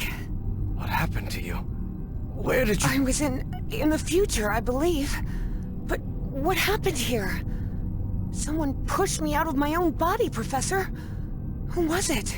Harry hesitated before answering. He knew his words might change what was about to happen. Dr. West took over your body. What? What for? What did he say? For a brief instant, Harry thought of telling Evie about the sacrifice. But then he decided against it. That would only trouble her. And after all, Harry had already made up his mind. Or had he? He said we're going to stop Bowen. We're going to make it. Really? I don't know. Let's take that with a grain of salt for now. I need to tell you something. I don't know if this Dr. West can be trusted. I'm not sure, but I think he works... or worked... with Bowen. Was that true? If it was, that changed everything. Harry had to tell Evie the truth, right now. Evangeline, listen. Professor, look! The ship's slowing down! We're descending. This looks like... The Pacific Ocean. Dakotas is somewhere in the Pacific? Looks like it. Hold on, Professor. I think we're about to land.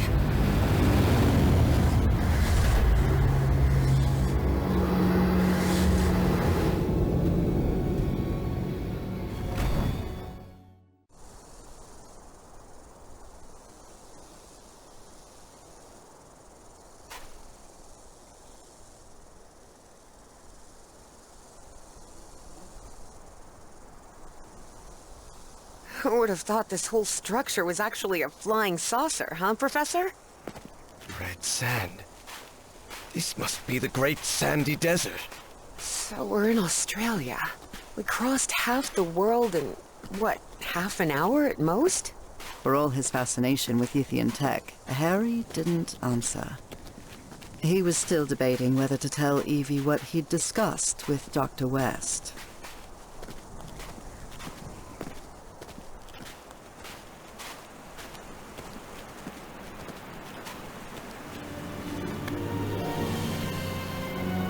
Here we are. This is Dakotas. Wow. Look, Professor. A camp. Looks abandoned.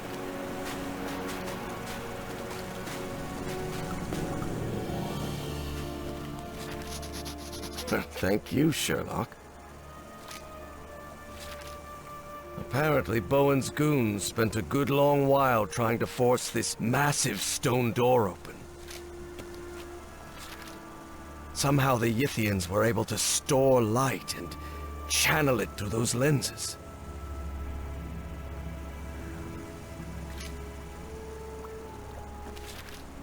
What a fool.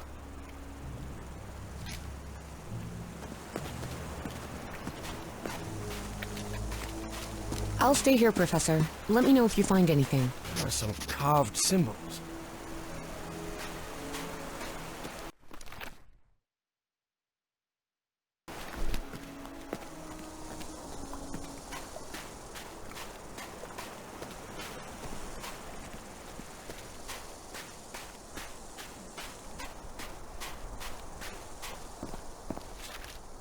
Does this manipulate the shapes?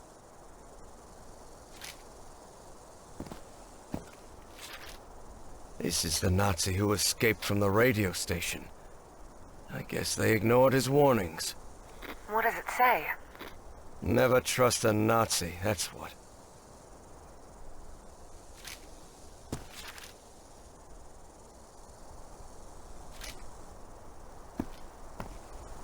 Well, well, look at that. Ever since he got some black ooze on him back at Harry's house, Eugene Kingsley's health had collapsed, and he died not long after reaching Australia.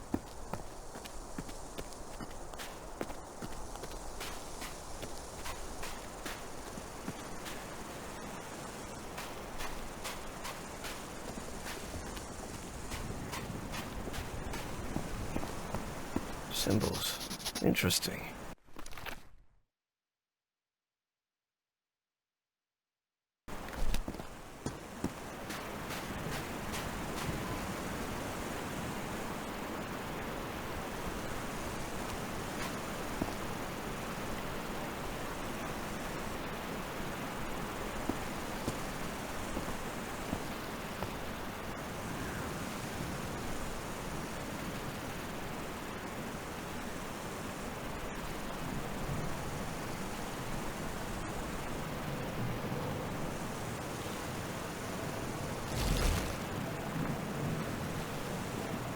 Look, Evangeline.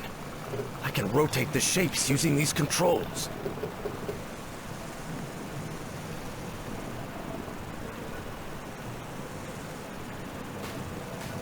I think I've got it. Sort of.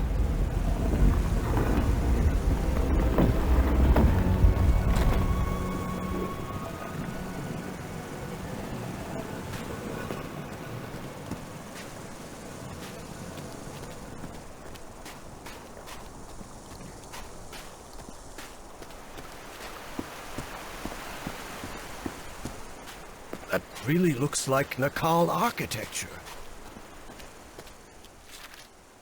Seems she had a rare moment of good judgment. Dr. Patricia Seckler might have been deeply interested in studying alien entities or mysterious flying polyps, but she wasn't willing to die for it. This looks similar to the platform I used back on the island.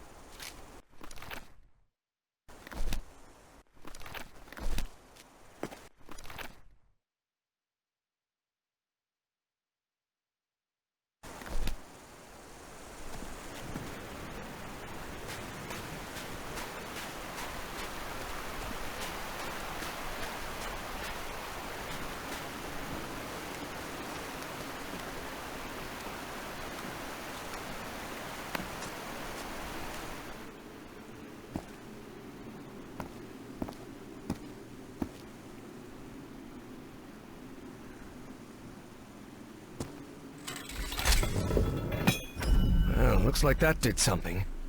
How can these lenses still be so perfectly polished after millions of years down here? Yithian technology never ceased to fascinate Harry.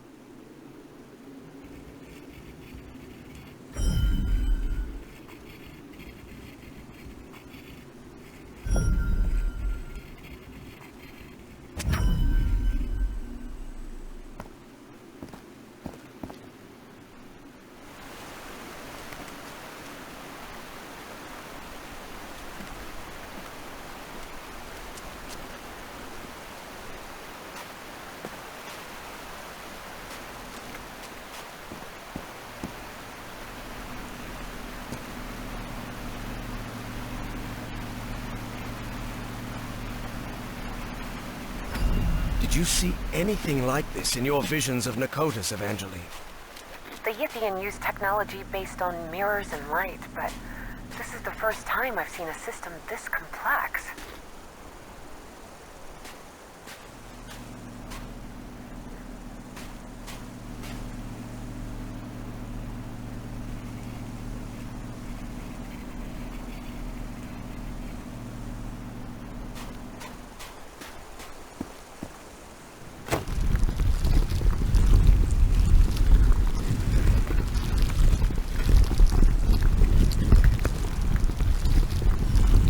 It wasn't the first time Harry had stepped onto a stone platform lifted by black ooze, and it still unsettled him.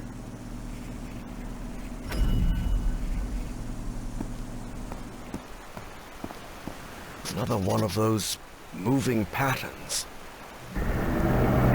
Evangeline, watch out. Good lord, this place is crawling with those pollen things. I don't think it's ours. We really must be careful.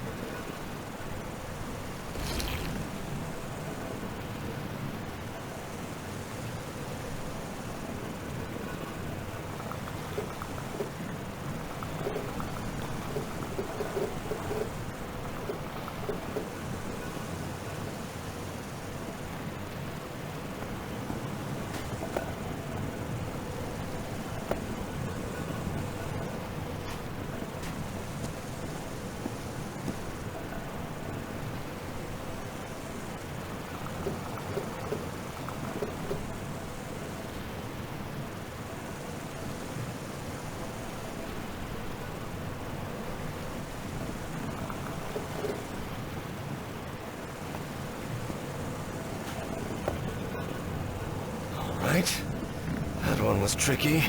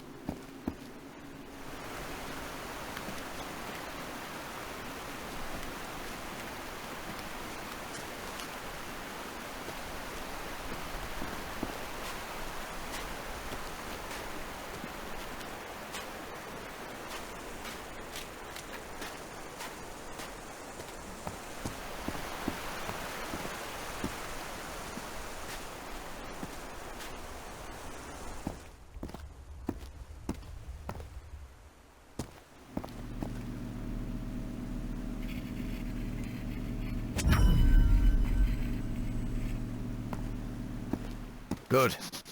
I hope this is the last pattern.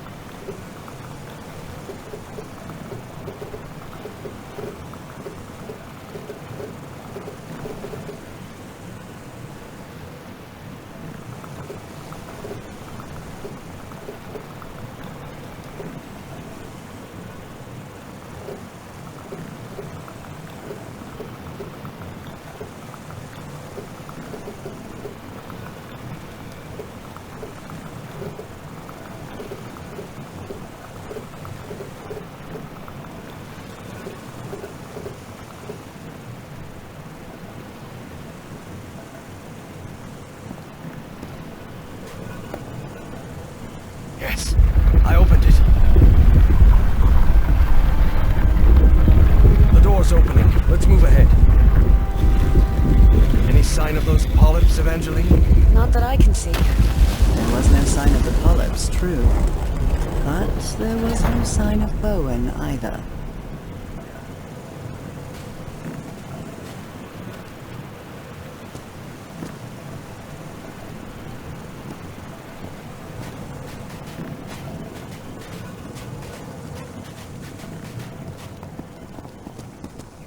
Good lord, what happened here?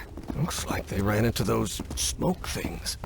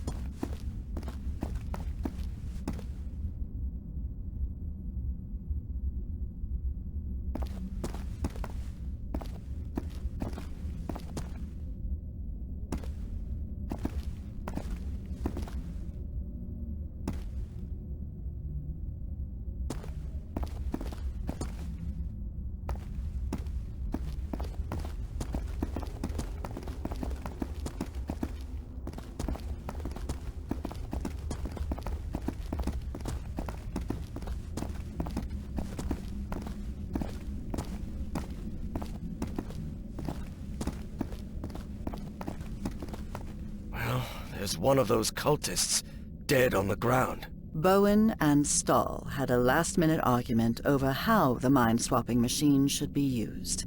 It didn't end well, especially for Stahl, whose dream of a 1,000-year Reich died right there with him.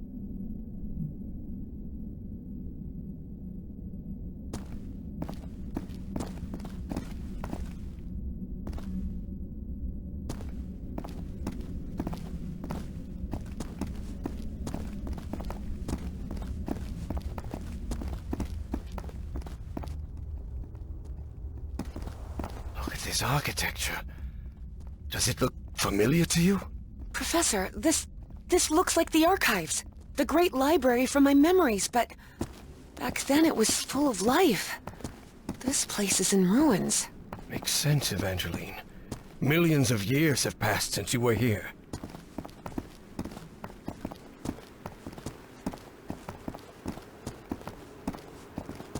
This is breathtaking.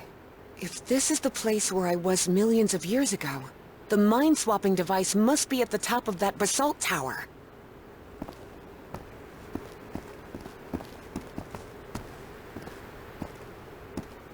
What is this thing? Looks like a ray of light. Whoa! Whoa! The polyps are gathering over there. What's going on? What are they trying to do? I don't know what drives those creatures. I don't understand what they do, or why they do it.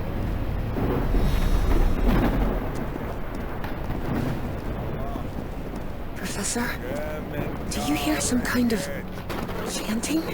Yes, and I believe I recognize the one chanting. Something like this.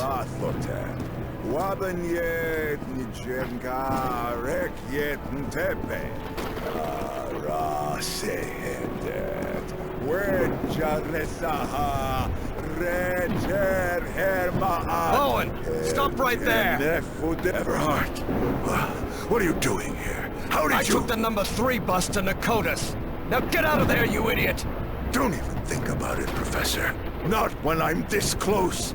The Bowens have spent generations searching for the knowledge we were promised. Oh, yes. Nyarlathotep, herald of the almighty Azathoth. Cultist ranting always sounds ridiculous, especially when they spout their nonsense out loud. Enough of this. I'll drag you out of there by your heels if I have to.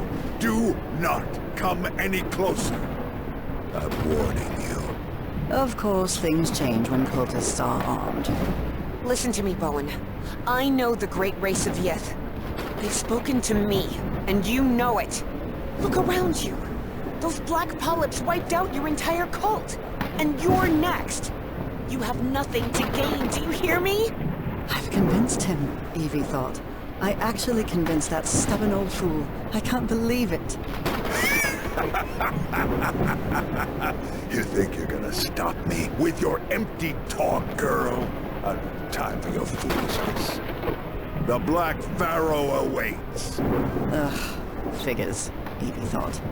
And when Bowen powered up the mind-swapping device, she realized she'd have to do something, and fast. Professor, if he activates the mind-swapping device, we're finished! Harry was out of time. He had to make a decision.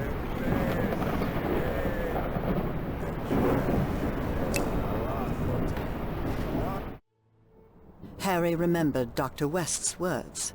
Evangeline has to sacrifice herself, Professor.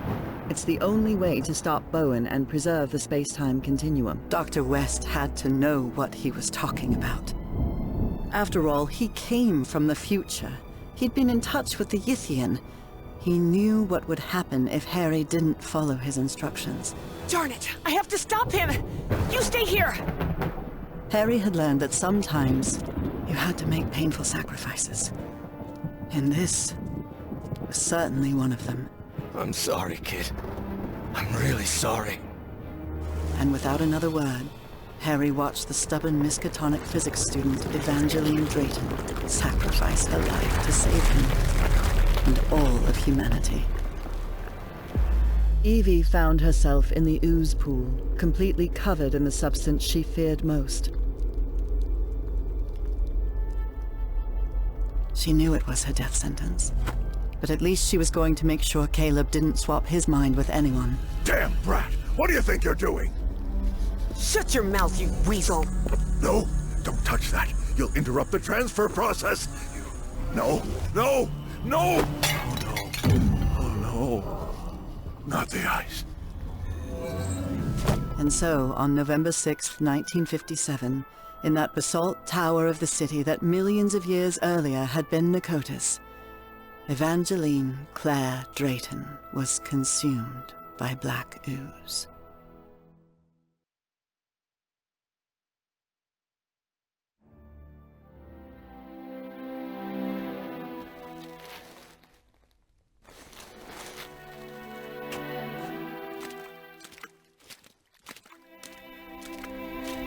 Upon waking in that infinite ocean of blackness, Evie thought that she had died.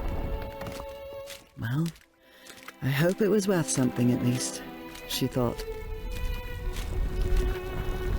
She was waiting to see the light at the end of the tunnel when a voice surprised her. One she recognized instantly. Her father's voice. Hey, Jitterbug. Papa? How's everything going, sweetie? What is this? Am I dreaming?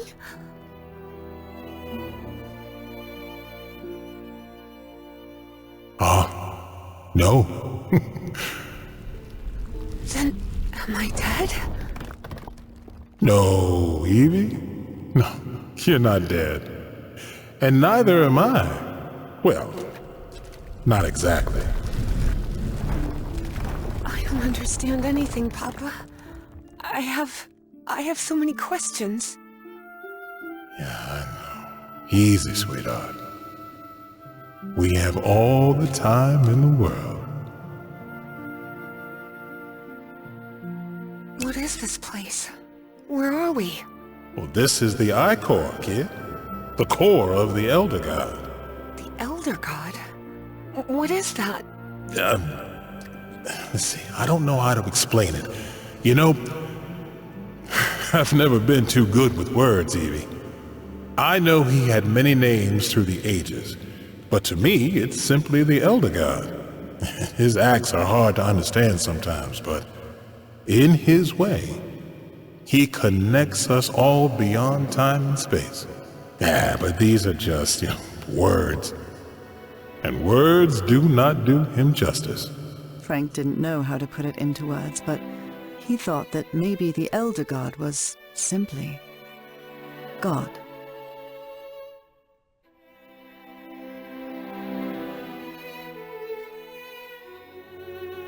I'm covered in that black ooze. Shouldn't I be dead? No. No, his blood doesn't affect those who are connected to him. I died, somehow, on the island, but I came into contact with the Black I-Core, with his blood. That's why I'm here. And that's why he couldn't harm you even if he wanted to, because someone connected to him loves you and protects you. That's me, Jitterbug.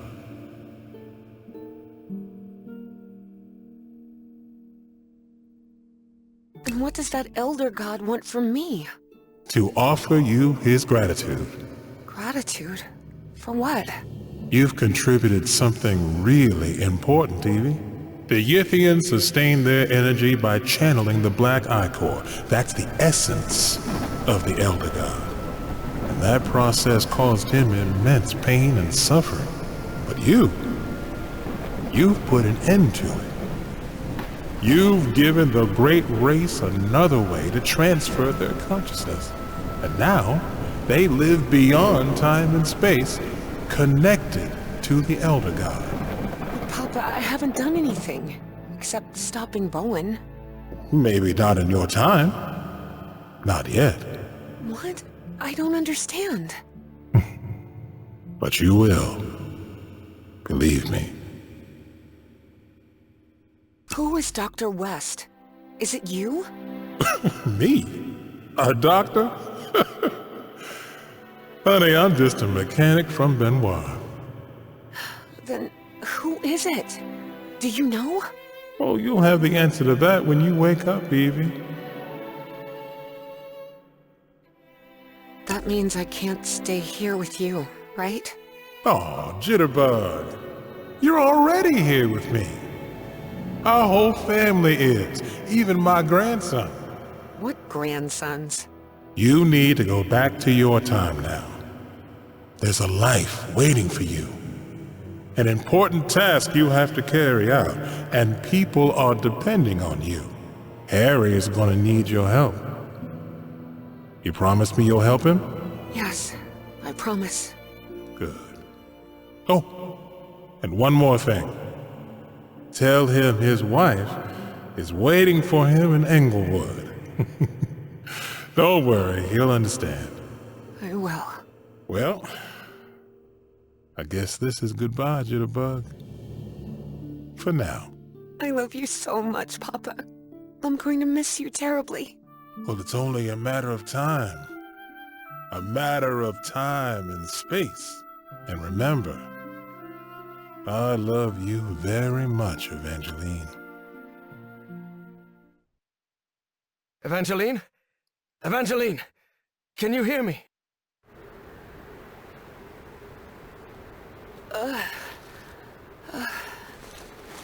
You did it, Evangeline. You saved us all. Don't come any closer, Professor. I'm covered in... Do not worry. He is also connected to the I-Corps, Evie. Evangeline couldn't believe her eyes. That was Caleb Bowen in that ridiculous Egyptian costume. Somehow he had survived the consciousness transfer. Bowen! No! What is he doing here? No, Evangeline. It's not what it looks like. It's... My race is deeply grateful to you both.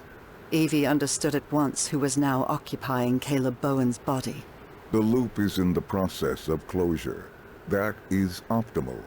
But we must continue working. Process of closure? What are you talking about? Do not worry. What comes next will be far easier. We only need to follow the plan you and I laid out the first time you contacted me. Dr. West. Harry Everhart died at 12:30 on May 6, 1983. Moments after dying, Harry opened his eyes. What happened? Where am I? I'm in Englewood. I'm young again. Good morning, sleepyhead. Nora? Nora! Heavens, you're certainly bright-eyed and bushy-tailed today. Maybe I should not let you sleep in so much. Nora, your hands are... What? What's wrong with my hands? I promise I washed them before making breakfast. But what about your illness? What illness? What are you talking about? I'm healthy as a horse. Hey, don't get used to me bringing you breakfast, okay? I'll be out on the porch. We've got a long day ahead of us. And all the time in the world, old pal.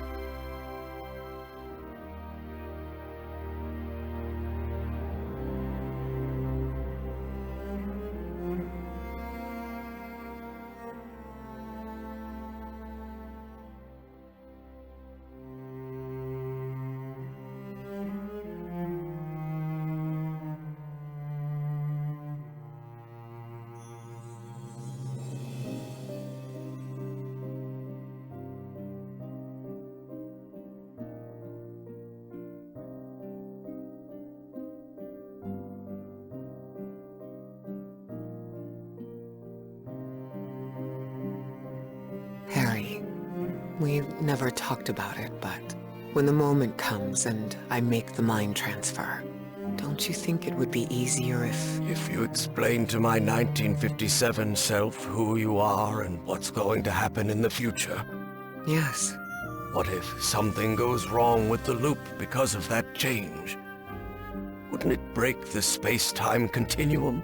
Well, I'm not sure. I just wanted to spare you that unnecessary distress, and... I'll handle it, Evie. You know it. It's already happened. Better not to take any risks. I guess you're right, Harry. And as you say, if we're still here, it's because it already happened.